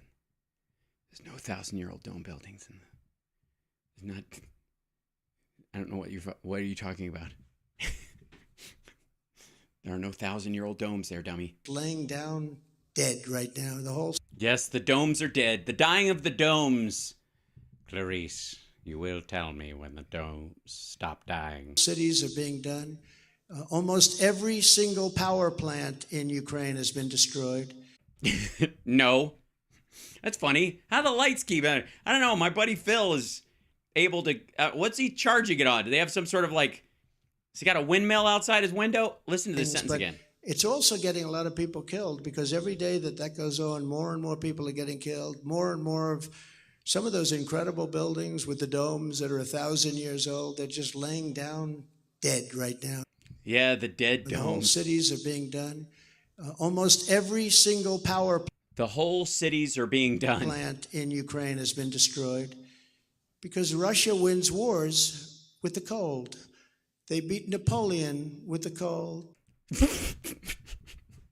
Uh-oh. History lesson. Thank you, Captain WikiLeaks. Give it to us big. So they're going to beat Ukraine the way they beat Napoleon. Ah, I see. So that's great. So are they gonna attack the flint mines so that the Ukrainians don't have flints for their flintlocks? They beat Hitler with the cold. That's how they win. And then the winter comes and goes, and motherfucker, if it isn't a mild winter. And that's what they're doing now. So they decided to, God damn it, climate change. How dare you save lives? They're knocking out all the power plants, and people are freezing to death. No, they're not. And that was the hope. Very bad thing. I could settle. Yes, I would agree. I think we got to find agreement where there is some. Yeah, I agree. It's bad when people freeze to death. Yeah, it's bad when it happens in Texas. It's bad when your senator from your state flies to fucking Mexico while kids are freezing in your state. That's it's bad wherever it happens. That in one day, as president, you need the power of that office, but you need to have shtickle. You need to have a way of dealing. You can't do that just by shtickle. You need to have shtickle. The fucking what? You need to have humpspa, as the Greeks would say, bulls. What the fuck? Is that an actual? President, you need the power of that office, but you need to have shtickle. You need to have a way of dealing. You can't do that just by standing and saying, we're going to get it. Look, Yeah, definitely not. Yeah. Nobody makes a deal by just going, we're going to get burp, burp. Yeah, I agree. That is definitely someone who is Stan's Steckel. It's Stickel? Stickle your own Steckel. People are dying. The country is being obliterated. Oh, obliterated. Bahara. Russia's a warring nation. They have many missiles. And they've got lots of missiles. They got so many missiles, they don't know what to do with them. Those missiles didn't work. They have other missiles, which we don't even want to talk about. Yeah, because they might not work either. The fuck? Very powerful missiles, just like we have, and bombs. And wait, whoa. And bombs? Shit, when did that happen? That should be settled immediately, and it could. Yes, on the hustings. Could be settled immediately. And when I watch these people going over there and talking, they have no idea what they're doing. And every day that goes by, in many ways, is a gift to Putin, because it just gets worse and worse and more. For him. More and more people are, how do they live like that? And many aren't living. Yeah, that's true. How do they die like that? Many aren't living. Okay, first of all, motherfucker, what the shit is this Ramada Inn timeshare low-res Gen 1 Tony Robbins wannabe fucking stage shit? What is that? They got a crap step and repeat right behind him. One flag. I don't know what the fuck that thing is. Is it supposed to be a light? He's got another poster board thing over there, his little stand, and then 2 screens half-ass projecting this stuff on there in a lit room. You got to compensate with darker colors. If you know you're going to be in a lit room, you can't. Like, this is the thing rock bands deal with all the fucking time. Dark club, you need to accent certain colors because there's no light adding to it. You got to brighten them up. The opposite is true in a well-lit room. Either close the audience lights, bring it, which they probably legally can't do because it's a fucking Ramada. Good God. Look how pitiful. This used to be a giant rally. And this is maggots, man. This is not one of those like little donor gatherings. This is fucking pitiful. I love it. Death count is much higher than what people. Look at this. I love how, like, they can't live like this. And more people are, how do they live like that? And many aren't living. Yes, that's right. How do they live like this? Death count is much higher than what people are reporting. Much higher. And it's a shame to see it because there's a case, today's President's Day, and I put out a truth. I hope everyone's on truth because it's better than Twitter. It's better than anything. It's so good. It's better than all the things. It doesn't have all those people on it. I hope you saw the truth. It's better than Holiday Inn's app. Am I right? Too soon? Fuck me. Put out a truth. I put out a truth. In quotes, obviously. And in the truth, I said it very, very strongly. Yes, I typed it very strongly, meaning in caps. I said, look, this is a time, I believe our nation's in more danger than it's ever been in because of a word known as nuclear. Don't say it! Ah, now you've done it. It's like Candyman. You can't say it. And don't say it 2 more times. Who can take the sunrise? Don't do it. Sprinkle it with dew. Are you going to get us all killed? He already said it once. The Candyman. Stop it. Nuclear is so devastating. You said it 3 times. Oh, no. Okay, run for your lives. I don't know why I just turned into fucking Jerry Seinfeld. Don't say it 3 times. You're going to kill us all. That we don't even want to talk about it. And well, then shut up. It's like, don't you know nuclear missiles are like a puppy? It's even whisper its name or say the word walk, and it jumps all up in your lap, and its feet are all wet. That was a word that was never supposed to be mentioned. Yes, never even say it, especially when you're talking about reactions or any kind of physics. You have 2 N-words. Oh, God. Oh,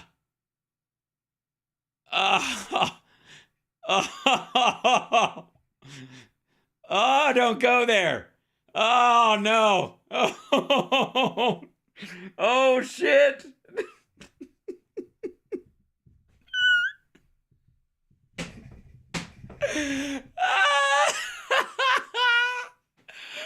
Oh, no. Oh, no. I'm afraid to go any further. No.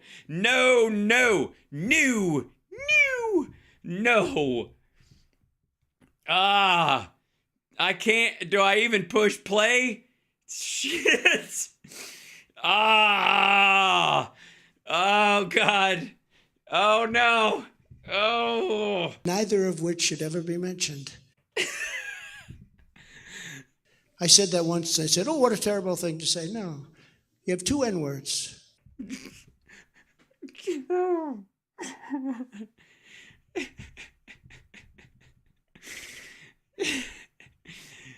He's having a conversation with himself on stage. You just listen to that? Hold on 1 second. Listen to how he said that. 1 second. Mentioned. You have 2 N-words, neither of which should ever be mentioned. I said that once. I said, oh, what a terrible thing to say. No. You have 2 N-words. You know what the one is, but the other is the nuclear word. Not you know what the... Oh, man. It sounded like somebody was yelling it. Did somebody just say it? Neither of which should ever be mentioned. I said that once. I said, oh, what a terrible thing to say. No. You have 2 N-words. You know what the one is, but the other is the nuclear word. Not supposed... I don't know what somebody yelled. Like, it sounded like they either said don't or they said say it. Or both. Be mentioned. Ever. It's mentioned. So basically, Trump is just... I think it's fair to say that you could describe this, if you're writing this up as a reporter later, that Trump denounces the N-word but repeatedly says it just to prove a point in a small, pitiful gathering in a hot, I guess, Ramada side room conference center in West Palm Beach. Every single day now. Every single day they talk about, will this end up in nuclear war?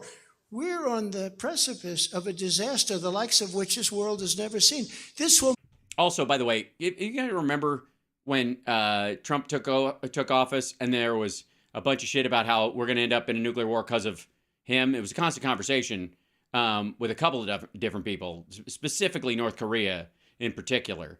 It was said multiple times. Make World War I and World War II look like World War V. Baby stuff. Look like baby stuff. I mean, is he a master of analogies or what?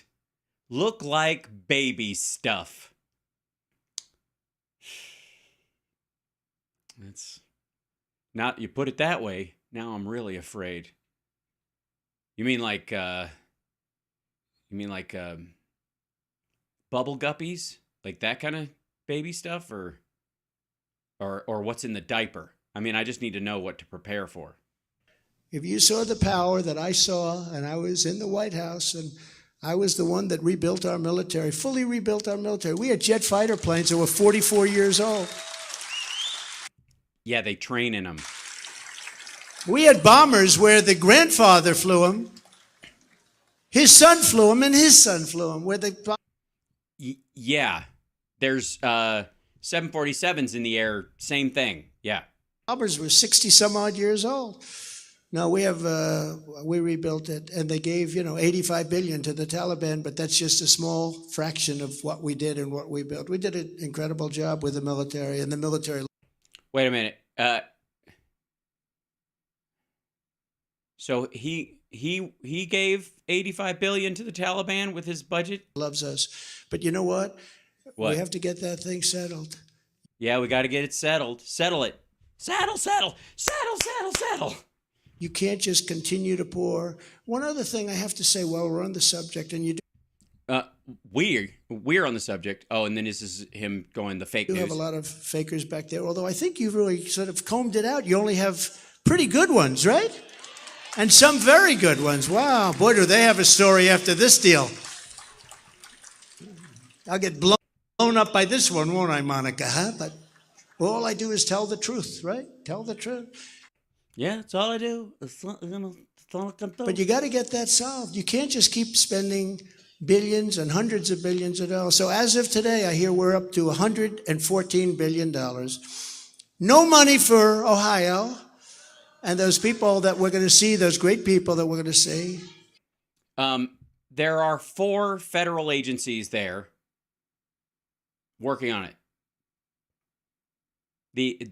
Ohio has a lot of response money they're putting into it. They can ask for more federal aid if they want to. Meanwhile, the feds are also working downstream to make sure that it doesn't spread to other areas. So they're in Kentucky and they're in like parts of south of there. Again, the idea that we're not doing anything, does anybody actually believe that? Seriously. I mean, if some people will say that, but if you question them, like, you really fucking think that the Biden administration was like, East Palestine, who the fuck? I never heard of them. Click. No money. Wednesday is right. I hope you're going to be there. You're going to be there? Travel up from Miami Beach, huh? Yeah, you're going to go there. You will probably die. Drink the water while you're there. Sip it. You should take a drink out of it. You should meet with DeWine, Sowine, as I call him. Go to a house with him and talk with him about the great work they're doing, making sure that the water is drinkable, and then just have a giant glass of water from any tap you see. Go for it. She's going to travel from Miami Beach. But no, you know what? That's comedy. If we don't get that solved, bad things are going to happen. You know that?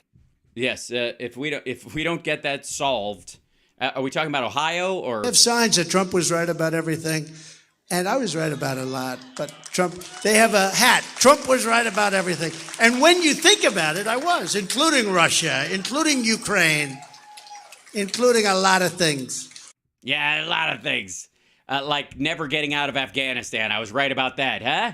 Huh? How about that, those Abraham Accords? That kept Israel from bombing Iran. But I tell you, I am more right about this than anything. If you don't get that solved, there's going to be a really big mess. Okay, good. Well, really big mess. I got news for you, fucko. It's already a really big mess. The invasion is a really big mess. It's a really big mess. Georgia and Chechnya, really big messes too. Syria, also a really big fucking mess. You should see what they do to pregnant women in Somalia, you fuck. And today, I see Biden saying, well, we'll give them as much money as they need forever. We'll go forever. And you know what the other Zelensky is saying? We'll take it. But here's the problem. So Europe combined. By the way, is the premise being that they're just going to be in full, all-out war with Russia forever. We're going to make them the 51st state. Is the exact same size almost as the U.S. economy, right? So sorry, who? Take it. But here's the problem. So Europe combined is the exact same size almost as the U.S. economy, right? Almost. And they're not combined, but sure. So they're in for a tiny fraction of what we're in for. We're in for 114 billion. They're in for like less than 20 billion. Now, maybe those numbers are a little up, but they're not much. Tiny fraction. This is the way it is. When I first got in, I talked about NATO. I said, you know. Oh, yeah, he was going to dismantle NATO. He thought, but with this threat, it would tear NATO apart, and that would pants NATO and give Putin a window. No, I went to the first meeting. I looked. What do I know about NATO? But I understand what goes on, and I saw the numbers, and I said, you know. You have 28 countries, including the U.S. Now you have a couple of more. But you have 28 countries at the time, including the U.S. You people are delinquent. Only 8 were paid up. 20 had a lot to do. Germany was only half paid up. Germany is, tough, smart. They're smart. Why should they pay if the United States is going to pay? Why the hell should we pay if we get these stupid people to pay? And the Secretary General Stoltenberg of NATO said, it's the greatest thing I've ever seen, because he's been there for many years and he could never get the people to pay. And I said, look, you have to pay up. And if you don't pay up, we're going to be very upset with you. Okay, that did it. He also said we're not going to defend them, which we would. And a man stood up, the prime minister of a certain country, I won't reveal it, and the press doesn't like talking about it because it was a very positive thing. They only talk about bad things, or they make them bad because there weren't that many bad things. But he stood up, he said, does this mean, Mr. President, that if we're not paid up, you will not defend us if we are attacked by Russia? I said, yes, that's what it means. I will not defend you. He couldn't believe that answer. So NATO's not a treaty, it's a protection racket, is the idea. And we had billions and billions of dollars flowing in the next day. The money was pouring in. We didn't know.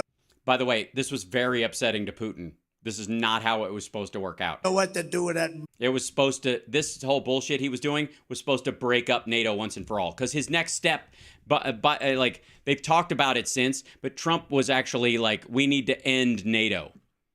Within, like, it wasn't Milley, who was it talked about in his book, Bolton. Money that came in like cats and dogs. So it was money that came in like cats and dogs. Not the dogs we left in Afghanistan that the Taliban don't like. Obviously, the money coming in. The Taliban likes money coming in, apparently, but not like dogs. More like cats. It's an amazing thing. And that's really the money that they have now that they're able to fight with. You know, they were broke.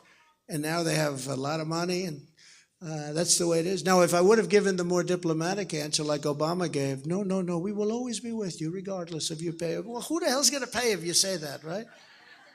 And it was a little bit of a story that I was threatening them. No, I wasn't threatening them. They have to pay up. They have to pay their bills. But, anyway, gang. What happened with NATO is really emblematic of what we have to do. Yes. Yeah. He's lost right now. What happened with NATO is really emblematic of what we have to do, which is what? So they don't pay here and they kill us on trade. Because Europe is unbelievably bad to us on trade. They won't take our cars. They won't take our farm products. They won't take anything. I always say, and people say, Europe sounds so nice. A lot of us came from Europe indirectly. A lot of us came from Europe. Hold on one second. Toasty in here. Hold on. 1 second. U.S., Europe, trade.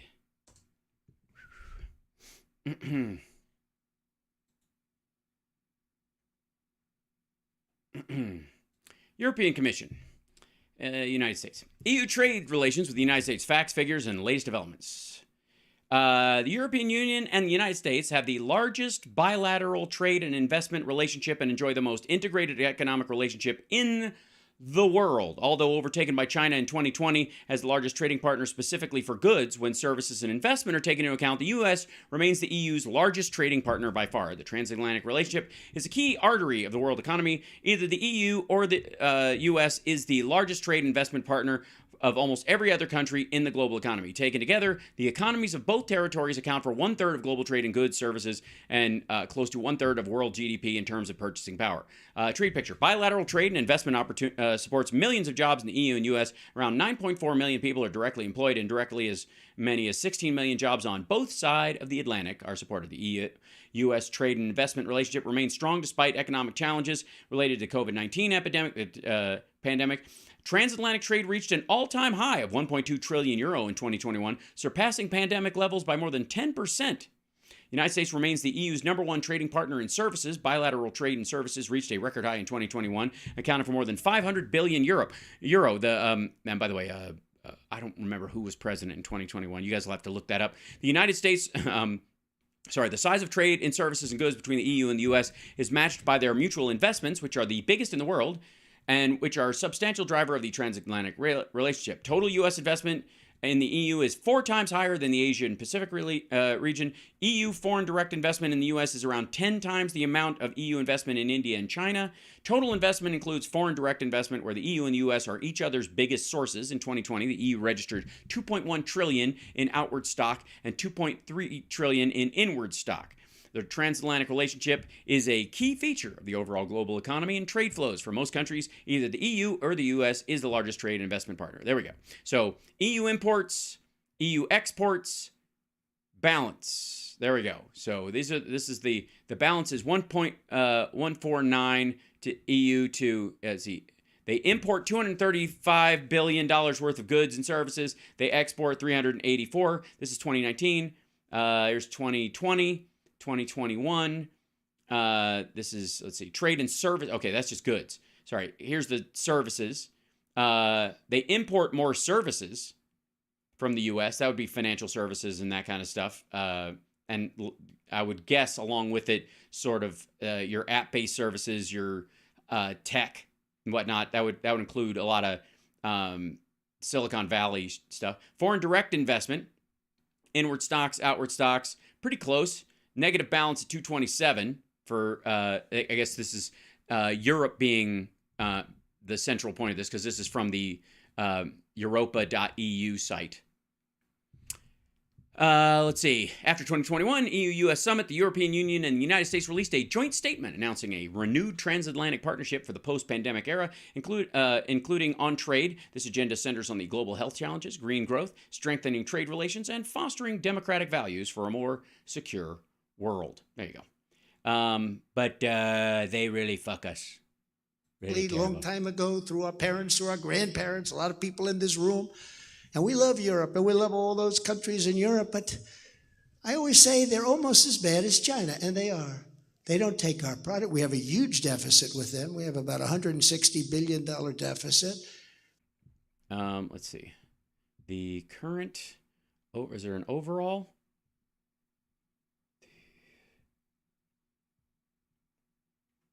352 trades in goods. The deficit, the balance is 167 on that, and then negative on that. So it's closer to 169.7 minus the 84. We're talking about like 80 minus the, that's 227 though. That's a lot. It's almost a wash right now for Europe and the United States. And I asked Angela Merkel, Angela, how many Chevrolets do we have right now in Berlin? Why, I don't believe any. I said, you're right, Angela. Guess what? We're going to put tariffs on your damn cars because it's unfair. No, it's true. She was proud to say, I don't believe any. So we have to straighten out our country. By the way, this is the same fucking speech from 2015. It's the same shit. Like, at some point, he's going to go, they're rapists. The Germans, with their cars, they're sending cars. They're sending crime. Their cars are rapist. And some of their cars are very nice vehicles. Some of you drive them. Most of you, actually. We're in West Palm Beach. Hold on. US, Germany. Oh, sorry.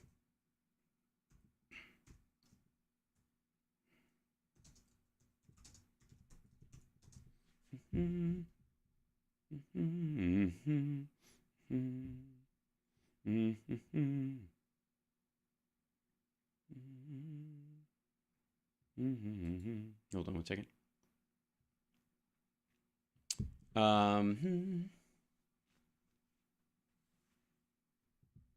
Automatic Ethernet 5.6 million comparison of German. I think European markets close slightly higher. Investor way Fed notes. Relentless European.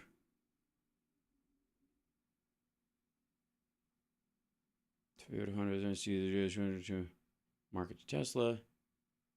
That's the trying to get the current numbers. EU, US trade, automobile trade facts figures, ACAA. When is this one? What's the date on this one?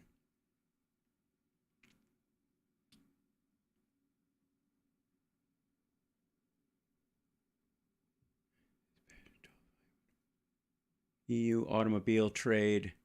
Let's see. Main destinations of EU passenger car exports. United States is the top one. Oh, wait, this is older.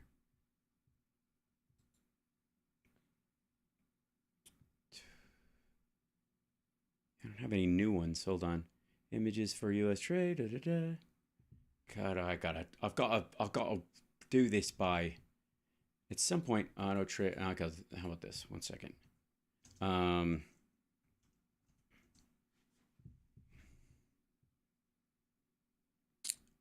Sales helped by EVs. Open the floodgates record earlier in the month. Da, da, da. Clean Technica.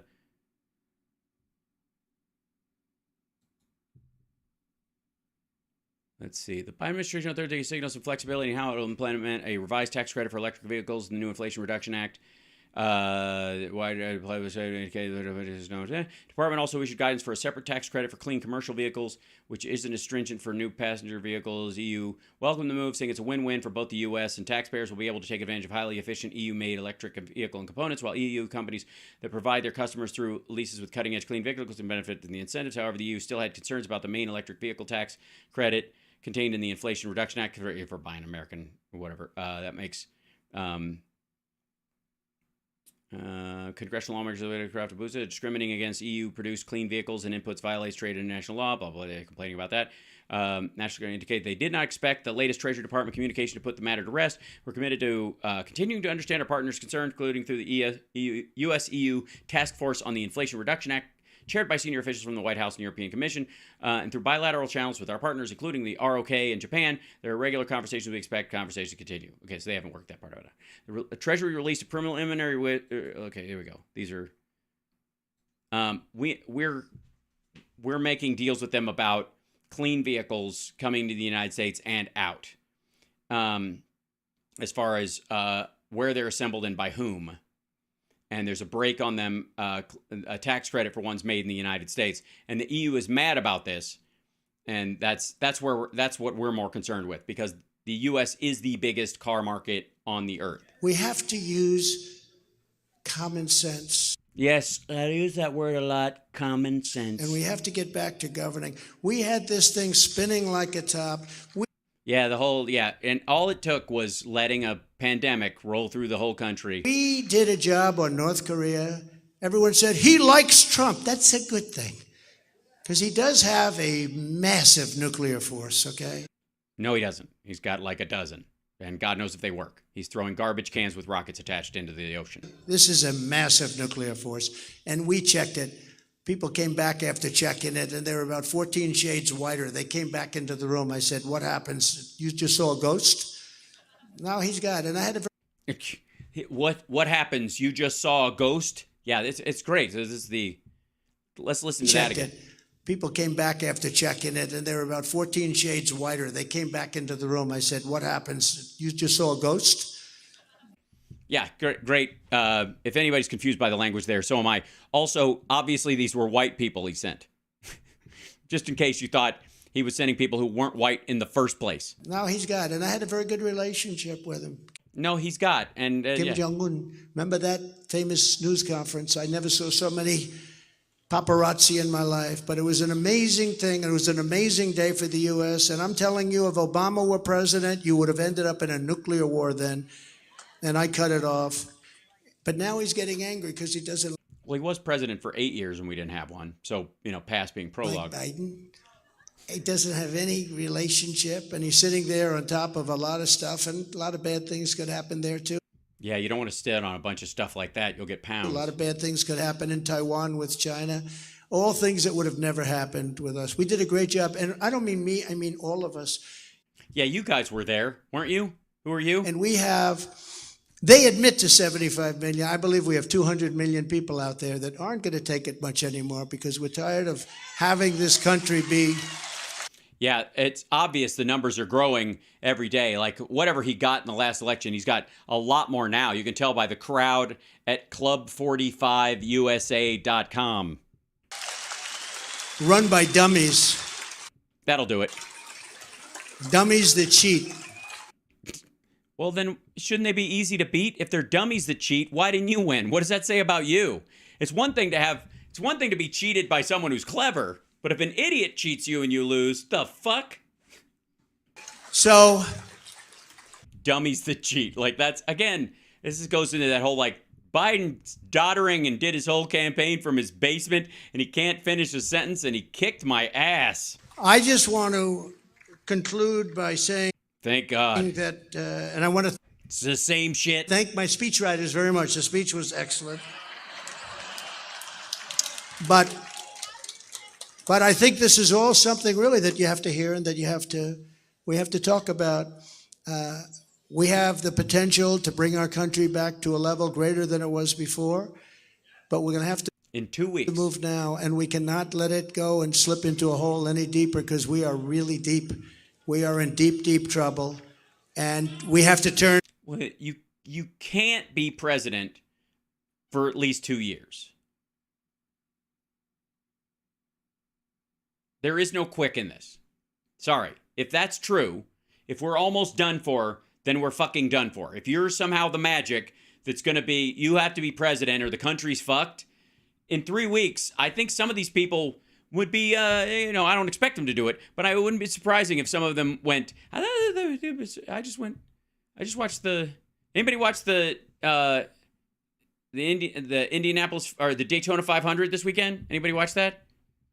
Yeah, so did these assholes. And they're like, the world's ending. Hot dog. So. And we have to turn it around. And we can do it quickly. We can do it fast. Let them start drilling. We would have been energy dominant, not just energy independent. We would have made so much money, we would have been paying. First of all, who the fuck is we, motherfucker? We don't have nationalized oil, you commie bastard. Off our debt. We owe $32 trillion. We would have. Yeah. A third of that is you. Been paying off debt. We would have been producing jobs. We are producing jobs. Instead, what are we doing? We're at $5, $6, $7 for gasoline in some states. In your dream state. And it's going to get worse, you know. Yeah, it's got to get worse, obviously, because it's been getting better, and if it keeps getting better, you're fucked, I guess. Oh, I filled up the reserves. The nuclear reserves. Yeah, we've got, he filled up the strategic oil reserves with nuclear waste. Terrific. Good, thanks. Enjoy live Teenage Mutant Ninja Turtles. Believe me, they're not friends. Strategic reserves. The strategic nuclear reserves. Filled it up, and I filled it up good. Really? As opposed to filled it up bad? Like where there's oil all around the nozzle and you sprayed it on the ground and you kind of enjoy the smell, but you're like, ugh. And remember, 75 million barrels. And I did that when it was very low. I should get at least acknowledgement. When we were low. When we were low, you mean when the economy tanked and the entire world shut down because of a virus you said would dry up during the spring? I said, tell me about, don't forget, I hadn't done it too long. I said, tell me about those. He'd been in over a year. Strategic reserves, I'd hear. No, he'd been in fucking, Jesus Christ. He's talking about 2020. This was almost the entirety of his presidency. He had like 10 months left. About as a child, under the big salt mines, these massive salt. Not under them, in them. Well, sir, they're close to empty right now. What are they for? Yeah, that's what they said. They're close to empty right now. Or they're for war. They're for war. Mm-hmm. Yeah, but we don't run our ships on diesel anymore, so it's not quite as big a deal. For emergency. And yeah, in case of emergency, break salt. They're in very bad shape. And I remember that, and then I saw that we had an oil price that was so low, like record low in 44 years. And I said, I'm doing a good job. Why don't we fill up our reserves at this low price? And I made a deal. 75 million barrels of oil I bought very inexpensively. And it kept the oil companies alive because I actually got the oil price down so low, I said, I'm going to have to reverse this sucker. These guys are killing each other. You understand what I mean? Yes. He could have bought the oil from foreign countries when it was at a negative price, where they would literally tell you, like, take this off our hands. We'll pay you $30 a barrel just to take the fucking barrel of oil away from us. And he's like, nah, art of the deal, chapter 8. if the price is too good to be true, stick your thumb up your ass and wait for it to go up. It's like the price, not the thumb. Just to clarify. Baseball owners, if they didn't have a cap, although they don't have a cap too much, but you almost need a cap. They were so low. We actually had a period of time. How low were they? Where you would take a barrel of oil, they would give you the barrel, but it's no good for Wall Street because they don't carry barrels. They only carry, it's only paper. They would take the barrel and give you $36. You believe that? Yes, I believe that. That would have been the perfect time to refill the strategic reserves. Now, that was only for a short period of time. Right. And you could have literally, we've all seen Trading Places, you could have said, buying Brent crude oil at -36, and you would have bought it all up. But it took place where if you came and took a barrel, we'll pay you to take a barrel. That's how. Right, and you didn't do it. Why are you talking about this? He waited until it went back up to over $25 a barrel. Good it was. The problem was every oil company would have been out of business, so I said, no way. No, they wouldn't have. That wasn't the one thing keeping them afloat. The contents of the strategic reserve are not enough to make or break, during COVID, the oil companies. And I actually spoke with Putin and with the King of Saudi Arabia, and we got it all worked out. And the oil companies made money, and we produced like we've never produced before. And we had low oil prices, low energy prices, and now... Because no one was going anywhere. Those prices are going through the roof. And in order to keep them down, guess what he did? He emptied the strategic reserves so he could keep them down just prior to the election. He emptied the strategic reserves. And now to fill it up, you're going to be paying 4 or 5 times more money. So it's a horrible thing. No, he sold the oil at like somewhere around $100 a barrel and is buying it back at 70. Every time it hits 70, they buy oil. Every time when you see the price, it fluctuates between like 76 and then it goes to 69. The second it hits 70, the U.S. government buys oil at 70 automatically to fill the strategic reserve. So I just want to say that... after selling it for over $100 a barrel. It's an honor to be with Club 47. It says Club 45. Everywhere it says Club 45. It says Club 45 behind you. Yeah.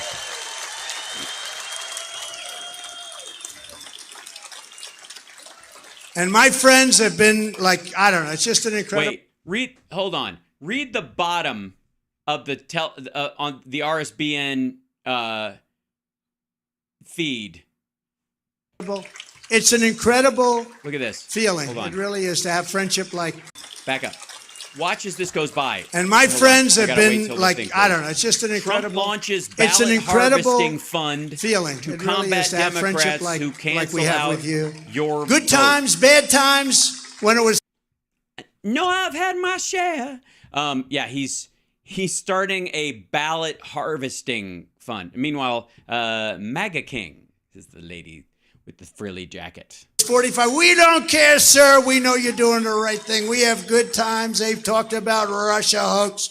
They talked about the fake impeachment hoaxes. Sit back down. They talked. We don't. You're already for him to be done. You needed to stretch your legs. He's not done. Sit the fuck down. I don't give a damn. You're doing a great job.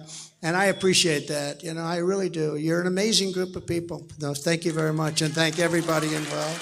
Thank everybody. Oh, it's getting bad. The ridden by like, what is that? Riding on Donald J. Trump. Dude is taking off his vest. It's sweaty in there. It's hot.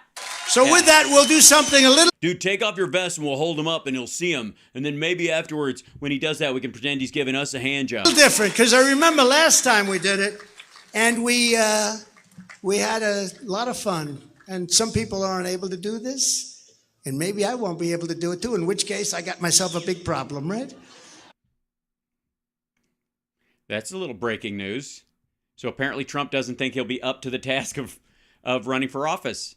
But you know what? No, some people wouldn't do this. They wouldn't say, can you imagine Biden saying, we'll take questions. The first question he'll be stumped on, and then they'll come and they'll take him out of the room, and that'll be the end of that. And then the media. Yeah, it's great. Yep. Yeah, he's a total loser. Let's see how you handle these questions. You won't report it, right? They'll say. Yeah, see the lady in the hat over there. She's already got her hand raised. Yeah, we get it. Yeah, you're magic. You got the perfect answer for everything. Q&A, let's do it. Oh, he was brilliant. That lady's all got her hand up. He made a State of the Union speech the other night. That was so bad. Look. It was so bad that everybody loved it. And lies. He's taking credit for everything I did. The hearing aids, the kidney, everything. The hearing aid, the kidney. But he made one. The kidney? The fuck? 2 years ago. That was just not good. I'm trying to be nice, you know. It wasn't good. It wasn't good. Tremendous stumbling, bumbling, tremendous, bad everything. It couldn't have been worse. Yeah, it wasn't awesome like this. I'll give you that. This is magic. And I said, the kidney. You said what? Sorry. Well, he's going to get killed. This is a disaster. Yeah, but the kidney? What? The kidney. The fuck was that? You're just going to roll past that? What do you mean? The kidney. And I wanted to see what the opponent, because it is an opponent, they're very dishonest people, at MSDNC was saying, MSNBC, DNC. Yeah, thanks for... Yes, we get it. Yes, it's an endoscopic procedure they do on women. Never mind. And I also want to see what CNN. So I turned on. So I think he's going to get killed. Now, FDR was a great speaker, a beautiful voice, patrician voice, beautiful. We will fight. We will fight. We will fight. Yeah, that's what he said. We will fight. We will fight. We will fight. Oh, he said that when he was like watering the lawn. We will fight. We will fight. Oh, I just love the sound of my patrician voice. Oh, fighty fight. Oh, goodness. Oh, how much time do I have to tell? It's just, I'm watering the lawn and fighting the weeds. A fighty fight fight. The great, beautiful, right? Great and beautiful. Yes, he had the best words. This is going, your description, it's like I'm there. And I thought that they were going to say this was the greatest embarrassment we've ever had. They compared him to FDR. They said this speech was reminiscent of FDR. Wasn't it brilliant? Jake, wasn't it? Oh, yeah, sure, it was brilliant. Keep paying my salary, please. I don't get it. I mean, why? Why do they have to be so dishonest? And people see through it. So let's take some questions. Go. Yeah, let's do it. Let's do it. Come on. Throw him at him. He's going to handle this. Best words. The kidney. The kidney.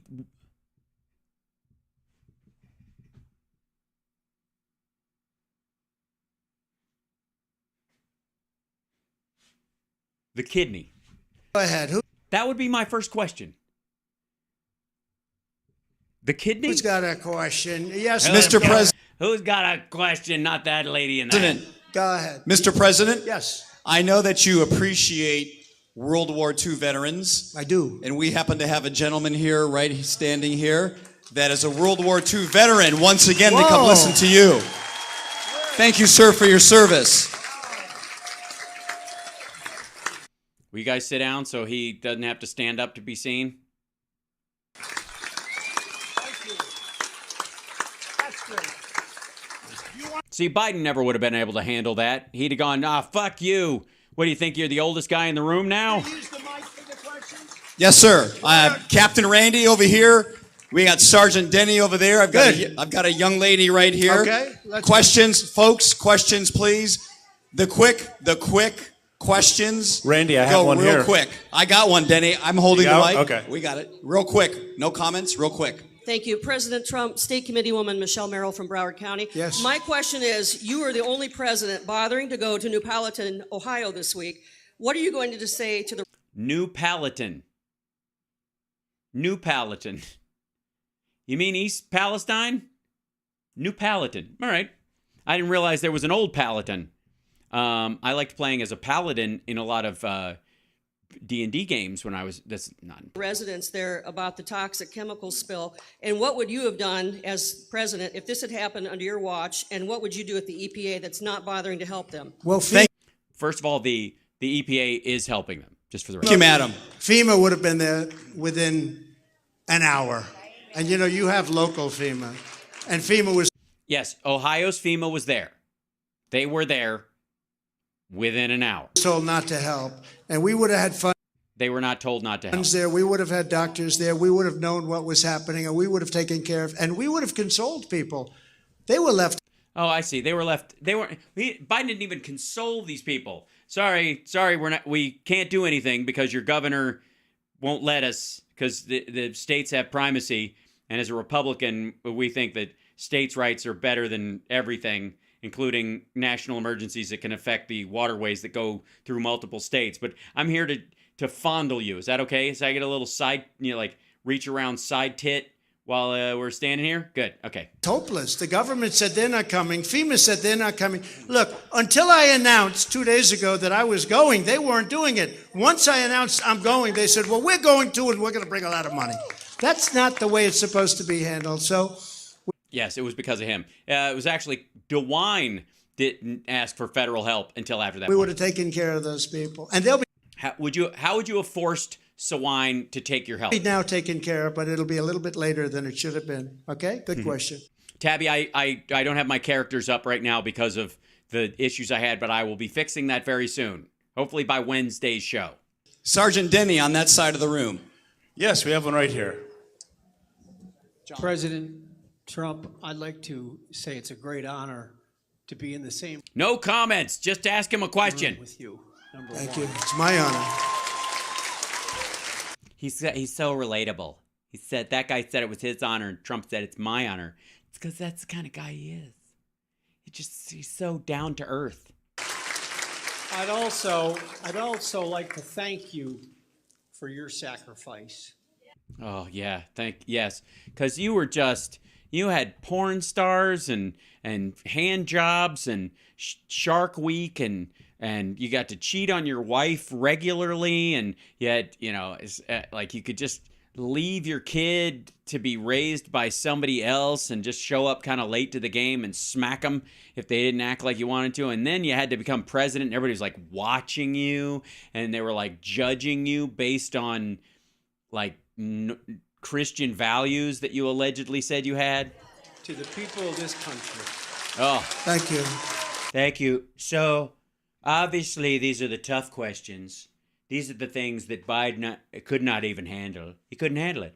Like if Biden came up here and people said, thank you for your sacrifice for this country, he'd probably just laugh and say it's not a sacrifice at all. But it is. And I can tell you, I had a very good life. People... Very nice. People don't understand. You had it made in the shade, and you stuck your neck out for us. That's true. And it's still out there. I appreciate that. So my question is this. The current administration is consciously leaving the border wide open. No. What's your theory for why they might be doing that? I don't know. I think they just hate the country. They run God and guns, and they don't like oil. I don't know. It's a very fair. So the border is open. No, it isn't. How could anybody do that? Why would they do it? So I say. Yeah, it's almost like they're not. There are two answers. They're either, I don't believe it's voting because they cheat in the elections without having to go through it. Why do they have to do that? They cheat without, they don't need all these people coming in that are going to be robbing your houses in many cases, okay? I see. So they don't need them as the whole idea that they're trying to shift the demographic to vote Democratic is obviously because of his outreach, his belief that going from 6% of Hispanics to 9% of Hispanics over the course of 7 years is a turning point. So he doesn't dare say, oh, these Latinos and stuff that come up there are automatically going to vote Democratic because they're all welfare queens and stuff. That's not going to work, because some of them are voting for me and I got to pretend to like them. And worse than that. So they're just coming here to rob and rape you. It's not about voting. Two questions. They're either stupid or they hate our country. And we know they're not stupid because anybody that can cheat that much on elections cannot be stupid. They're not stupid. They're radical left maniacs. And I believe they actually hate our country. I really do. I believe that. Okay? If they hate our country, why do they want those people to come here and benefit from all the positive aspects of the country itself? I mean, I'm left confused oftentimes by the hyper left that says America is an irretrievably or like a permanent racist country that is built on racism and racism through and through, but we have to let more brown people in because it's the only place they're safe. That doesn't seem to make a lot of sense to me. It's a fucked up part of the message that I haven't quite understood. But this is worse. This is even dumber. Thank you very much. I appreciate it. Thank you for asking me. I think they hate our country. And so they want our country, they want to let people in who will attack people at random because they're willing to be attacked at random, have their houses broken into, be sexually assaulted themselves because they feel they're being robbed and murdered and sexually assaulted for America. And they think America deserves it. Does that make any sense? President Trump, we have a gentleman here. Well, we'll be the judge of that. Go ahead. President Trump, you have been phenomenal in your support for first responders and law and order. And in the last boat parade before the... Capitol Police aside, FBI, fuck them, obviously. 2019 election, we put a barge in it with fire trucks and cop cars on That's the right. barge. And in the front of that barge, we had a 6-foot by 30-foot banner of you saluting first responders. At the bottom, it said, "Thank you, President Trump, for having our backs." That's right. So... Yeah, it's so true. It's so true. And somebody made that in Photoshop, so I didn't actually have to do that. So that was good. We would like you to autograph that banner if possible. I'll do that. Can we bring it by Marl? Well, I'm going to need a really big Sharpie. Do I just hold it and walk back? Like, how big are we talking? Do I just have to go back and forth? Like, because you've seen my signature. It's like an act of violence. Can I just get it printed on there? Can we do that? You'll have to pay for it. Sure. You bring it by. Thank you, President Trump. You bring it by. Sergeant Denny on your side. I remember that. Thank you. Now relax. These are definitely hard questions. I don't know how he gets through it. It's his ability to the details he remembers. That's what's impressive. Mr. President, we have a question from a younger. By the way, can we just enjoy for a moment that Trump? There is no way that you came from my loins. No, there is no way that he doesn't recognize that he is surrounded by idiot sycophants that embarrass him. That's just the truth. In the audience. Hello, Mr. President. Hi, I love that shirt. It's so beautiful. Such a beautiful shirt on a child. Thank you. He's got a shirt. Trump won. After you become the 47th president, what are you going to do to stop the war in Ukraine? So I would literally start. Yeah, well, it's a good question. Kid's got a point. What would you do? Not how could it be done? How easy would it be? What would you do? What actual steps?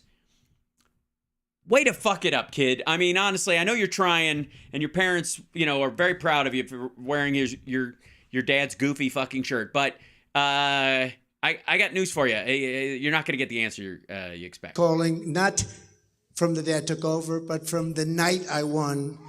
And I called two people. You know who the two people are? Putin, right? You know who Putin is? And Zelensky. And I'd say, we're going to meet. And I guarantee I could work that out.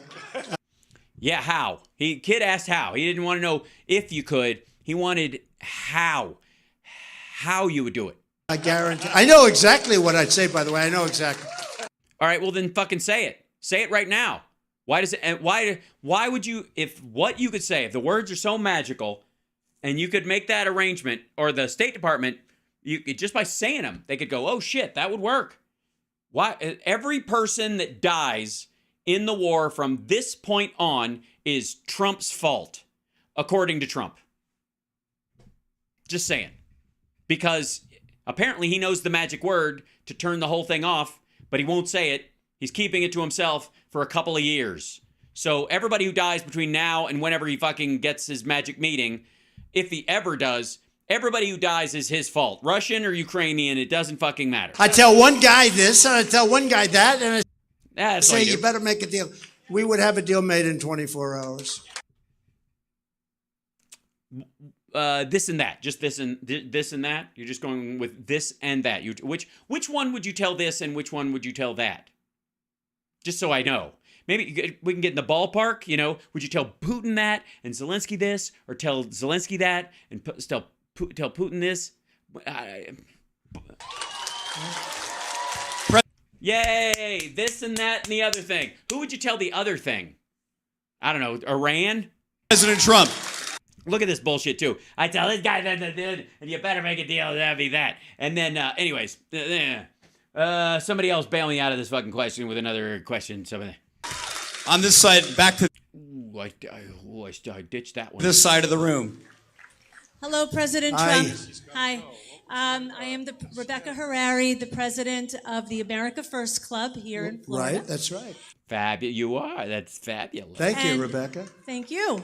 My question to you is, since you've left So these are largely vetted questions, is what you're telling us. office, there has been an alarming rise of anti-Semitism all across America. When you come back to office, what would you do specifically? Well, I get the Jews in a room, and I get the anti-Semites and the neo-Nazis in a room, and I tell this guy, the Jew, this, and I tell the Nazi that, and I say, you guys better work it out.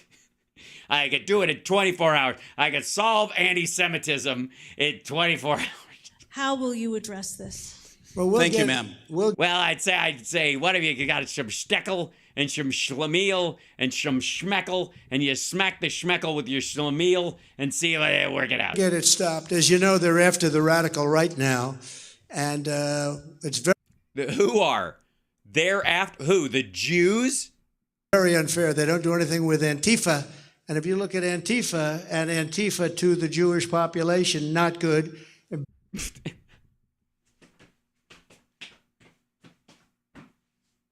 I don't know. Honest to God. Apparently, neo-Nazis, the people at Charlottesville with the tiki torches marching, saying Jews will not replace us. Those guys, that's half your problem. Yeah, no. It's the marginally Jewish Antifa youngsters running around in black. I don't know what. BLM, not good. Yes, you know, the blacks don't like the Jews, but I could work it out. BLM, not good. So Antifa and BLM are the center of anti-Semitism in it. And the kidney.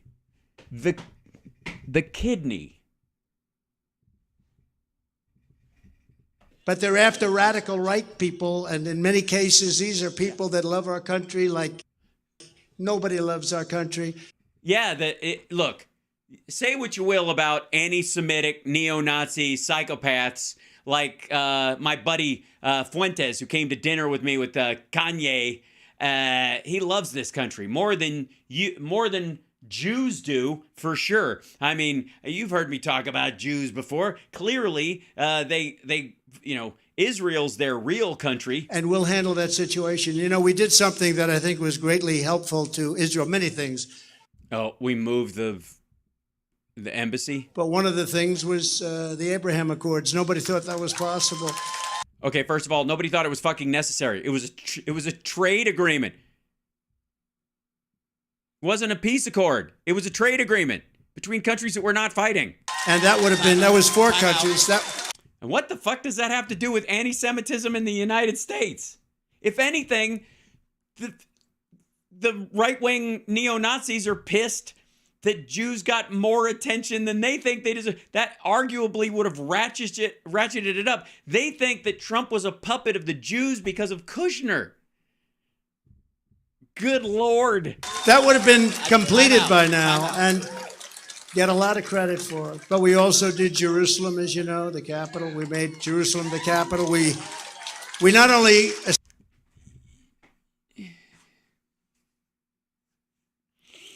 Oh, this is almost as painful as the two N-words moment. Signed the embassy to be there, but we built the embassy for a slightly lower price. It was supposed to cost $2 billion. I got it done for $500,000. Is that a good?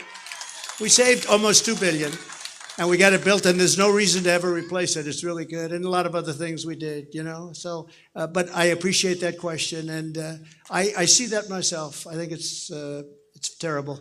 But we'll take care of it very quickly. Thank you. Yes, we'll just take care of anti-Semitism very quickly. With, you know, and by how? Attacking Antifa and BLM when I talk. I'll do that. That'll solve it. Good job you're doing, too. Sergeant. Good job being Jewish. Being the whole... That's amazing. Doing a way better job at being Jewish than George Santos. I'm just saying. You know... It's a good job. You come across very Jewish. It's a good job. Benny. Mr. President, I think we have a campaign question here. Water. Oh, an actual question. First of all, I want to tell you that I love you, and the Hispanics love you. With President Trump, I love you. And I love the Hispanics. Woo! I love those We Hispanics. love you. I love those Hispanics, especially the ones I did. And my question That's, is... by the way, that's the group that we've gone up the most with. Amen. They get it. They get it. They're The blacks, not so much. The Jews, clearly not. Asians, I don't know whether... they all... the Koreans and the China virus they brought over here with the Japanese... but the... yeah. Hard working. Are you Hispanic? They're hard working. Oh, dear. Oh, dear. Oh, dear. Oh, dear. Good. And I have a group... Hard working, good. In Vero Beach, Florida. And you guys are great at manual labor. Or as I like to call it, Manuel labor. It's a little joke we have around the golf course. we're going to be campaigning for you. We love you very much. Thank you very much. My question to you is, we're also praying for you every day. Thank My you. question to you is, when are you going to announce your vice presidency? Yeah, when are you going to announce that you're actually going to run for vice president instead? Who are you going to be? Are you going to be Nikki Haley's vice president? The vice president. Oh, how about now? I'll do it right now. No. No, I'm just fucking with you. I don't know, honestly. I don't trust anyone. I think I want to do it without a vice president after last time. And I really think, a lot of times they say, your vice president is there to, make up for areas where you're not popular or you don't have enough support. So you get a vice president that fills in those guys. I don't have any. Everybody likes me more. I'm there more and more. I'm not serious about that. So I think I'm going to be my own vice president next time just to save money, and then I'll donate the salary to myself, It's a very important position, but nobody votes for the vice president, in all of the years that I've been watching, and it's a pretty well-known saying. By the way, the current president was vice president before. Just saying.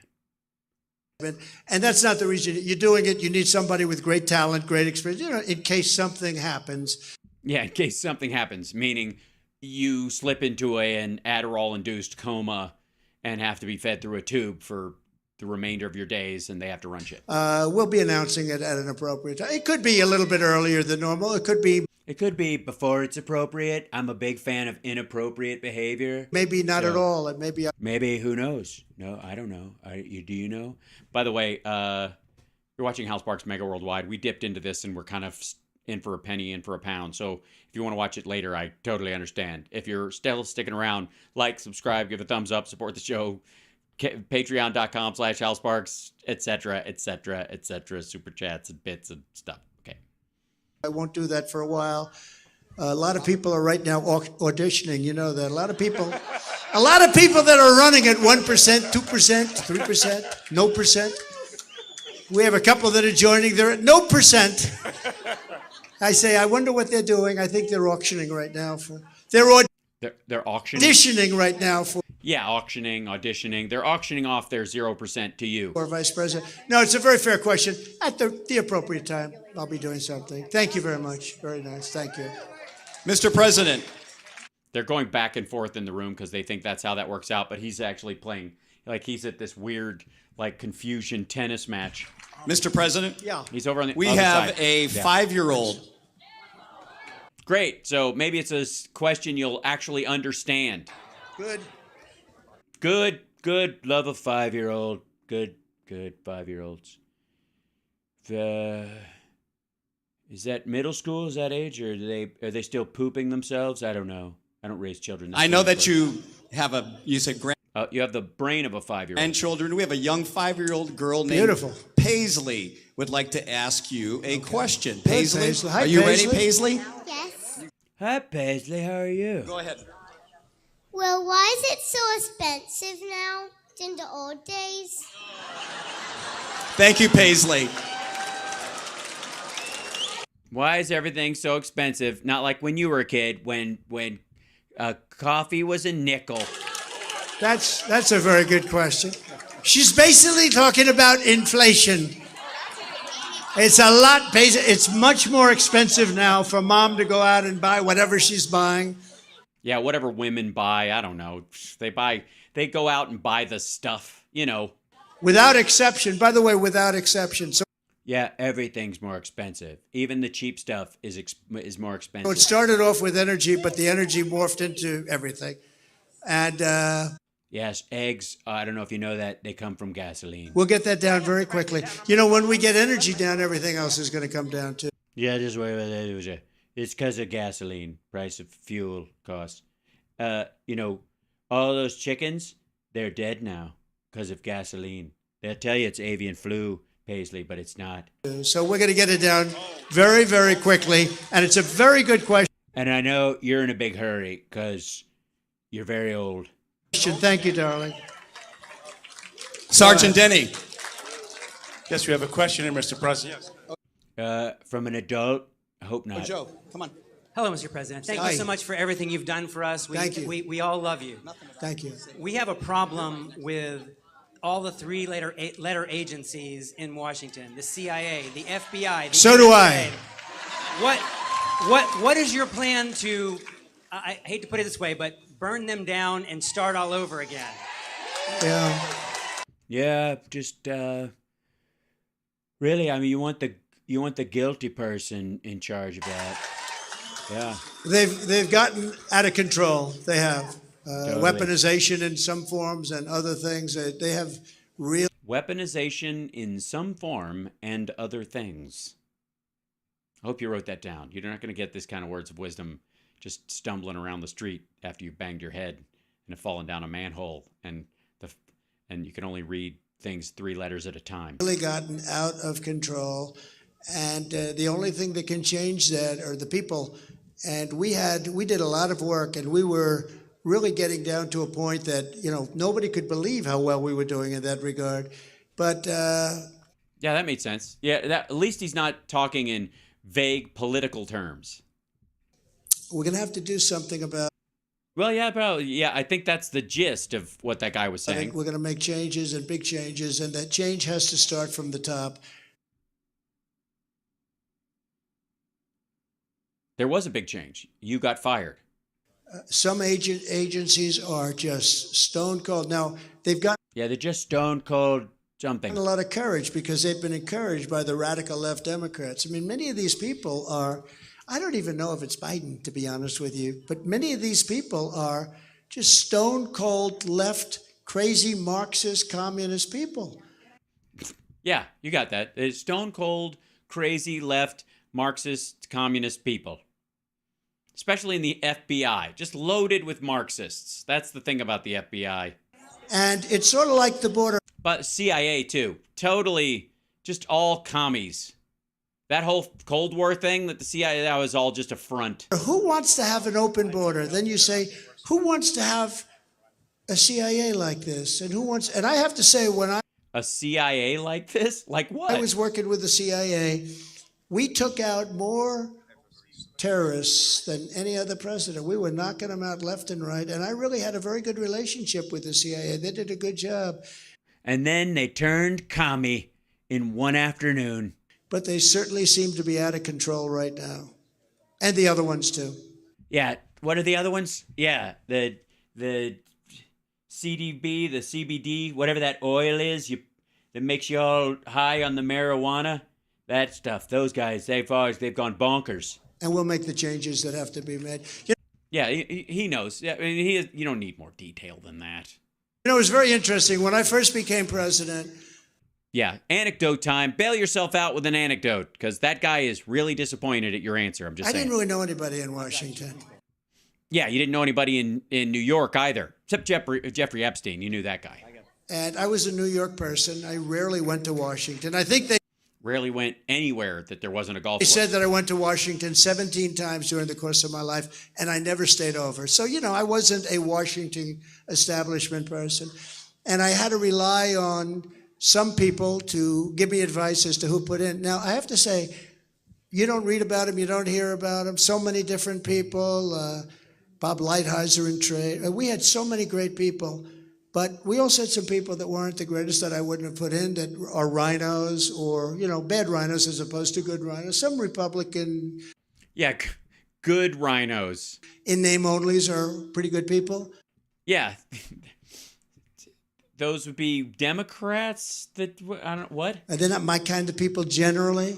But we had some great people, but we also had people that I would have never chosen. Now that I've done this and done You did choose it intensely. I would say intensely, yes, by golfing more than any other president in history. Probably more intense than anybody's ever been president, right? No. And by the way, every time our poll numbers go up, and they're going up like a rocket ship, every time, and again.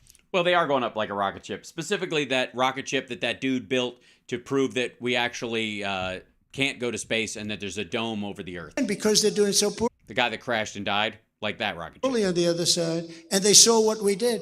But every time our poll numbers go up, those agencies that we talk about get meaner, crazier, and they want to use that to try and win political battles, and you just can't do it. Use what to win political his rising poll numbers? But I will say that. That was, honestly, I don't know what the fuck that sentence was. I know the people of Washington right now better than almost anybody, and I know the great ones who will do the job, who won't be a coward as Attorney General, because we had a couple of Attorney Generals that didn't have courage, let's say. I mean, Bill Barr was going to be impeached. They said they're going to impeach him. I said, impeach him for what? I said, I got impeached twice and my numbers went up, so maybe it's a good... But he said, I don't want to be impeached. I don't want to be impeached. And, you know, they lose their character. They lose their strength. We can't have that.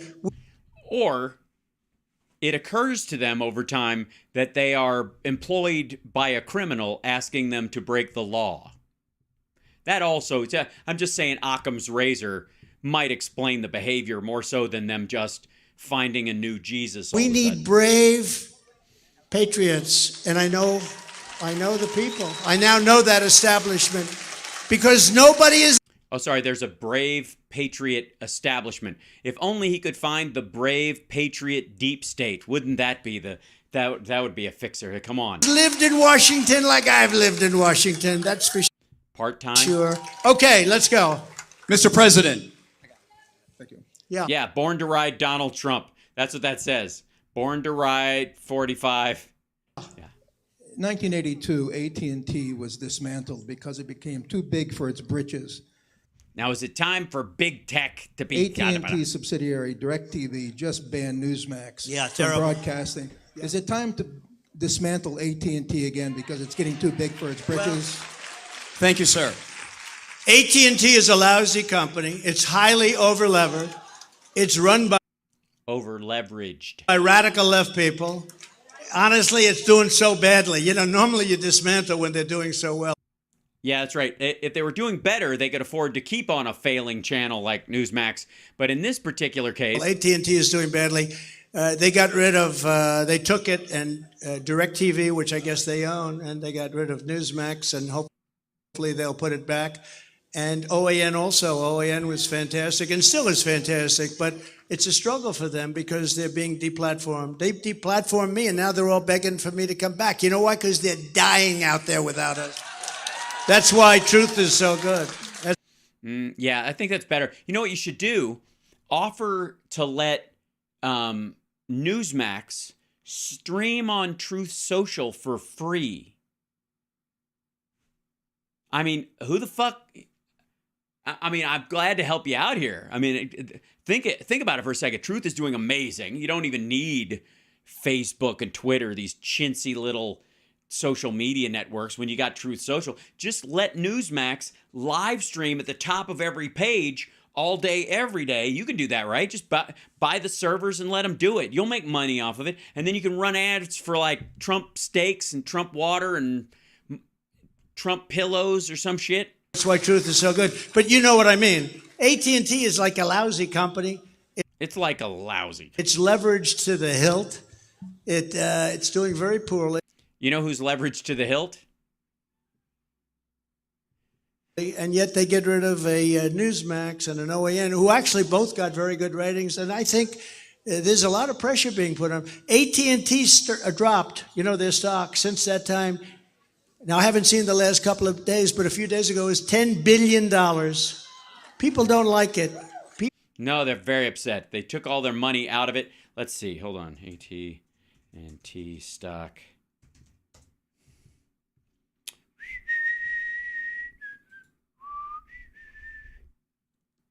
Huh.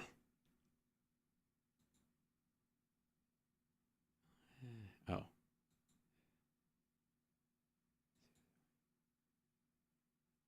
Yeah. Yeah, not so much. I mean, there was a dip, but it didn't correspond, went down with all the tech slumps. Now it's kind of just vacillating about where it was a year ago. It's up $1.52 in the past year, 8%. Just saying. Yeah, its year high was $19.51. It opened at $19.26. Its low was $19.13. Its 52-week high was $21.53. Its 52-week low was $14.46. That would be around here, right? Nope, it must have been before that. October 12th of 2022. Yeah, somewhere along those lines. So honestly, yeah, kind of just humming right along after a dip with everything else. Huh. Guess it's, let's see, 18 cent stock price. Stock futures fell as Dow tries to, okay, just everybody's going down. Stock market, AT&T stock price is fine. Yeah, volume 36. Market value is 138, sorry. 1.28% interest. People don't like it, and they do to No, they're doing fine. I just showed you the stock. It's fine. To a certain extent, vote with the wallets. So hopefully AT&T, if you're listening, change your ways, AT&T. Okay, good. Okay, fixed it. Okay, I put them in a room and the stock guys in a room, and I'd say this. I tell the AT&T this, and I tell the stock buying people that, and I'd say we'll work it out and get DirecTV on there, and it will work out. Good question. In 24 hours. Thank you. Go ahead. Sergeant Denny. Okay, here we go. All right. Uh-oh. Thank you, President Trump. So we can sit here, but nothing means anything unless we have a valid election. What will we do to change it now? Yeah. Clean up. Yeah. Well, you got to vote next time. You got to vote for me. even though they're going to cheat. I mean, it doesn't, obviously it's rigged, and they rigged it last time and the time before that, and obviously sometimes they miss, and they're going to cheat. We haven't fixed what they did, but we'll fix it very quickly, or we're not going to even, I'm running. Great. So it's such a great, it's a question I would ask first all the time, because we have to get in. So what we're going to do is, number one, they collect and they harvest ballots. In many places it's illegal, but they do it anyway. We're going to have to get a lot of ballots. And I was always for election day voting. But when I watched what happened in Arizona, where the machines were all broken, the machines were broken. A large percentage of those machines were absolutely broken. No, they weren't. Not even close. And they weren't even voting machines. They were tabulators. The vote still counted. Nobody was denied their vote on the day. Kerry Lake had not a fucking person. Lines so long, and the people couldn't vote because a big percentage of the machines in Republican areas were broken, okay? No, they weren't. What we're going to have to... And again, they didn't have long lines. It was like half hour. To do is we're going to have to fight like hell on that day, those few days of the election, and we're going to have to make sure they're not going to steal this election from us. Yeah, but what the fuck does that mean? Show up with guns? You nuts? The Republican... Hold on 1 second. I think I have a guest. Hi. Can I help you? Can I help you? I'm doing a show. I'm doing a show, man. Are you okay? Fat body? Yep. How are you doing, my panda? Can I help you? Do you want a snack? Am I going long and you're hungry? Is that what's going on? Huh? What are you doing? What you doing? I'm almost done, okay? I'll get you a snack in a second, all right? That's all right? Okay, can I get you a snack in a second, young man? Are you thinking about a snack? Are you thinking about snacks? You big fat body? Okay, hold on. I'll be there in a minute. He's like waiting for me. You're gonna follow me, right? You're gonna do it. You're gonna give me a treat, right? Is that what's happening? Is that what's gonna? Okay. Now, he's as soon as I start, he's gonna meow. Watch. Okay. Can you hang out for a second? All right. Were not well represented, and sometimes when they were in Philadelphia and Detroit, they were literally escorted and thrown out of the rooms. We have to fight that there's a minimum, that there should be none, election fraud. Yeah, again, what the fuck does that mean? Zero, like, we got to fight to make sure there's zero election fraud. Then don't vote twice, dummies, because it's mostly you guys. It's the biggest problem we have. Once we're in, we can change it to pay. Yeah, but how do you change it? That's what she's saying. If it's rigged, if the whole thing's screwed already, how are you going to win? Paper ballots, same day voting, voter ID, and be done. Okay?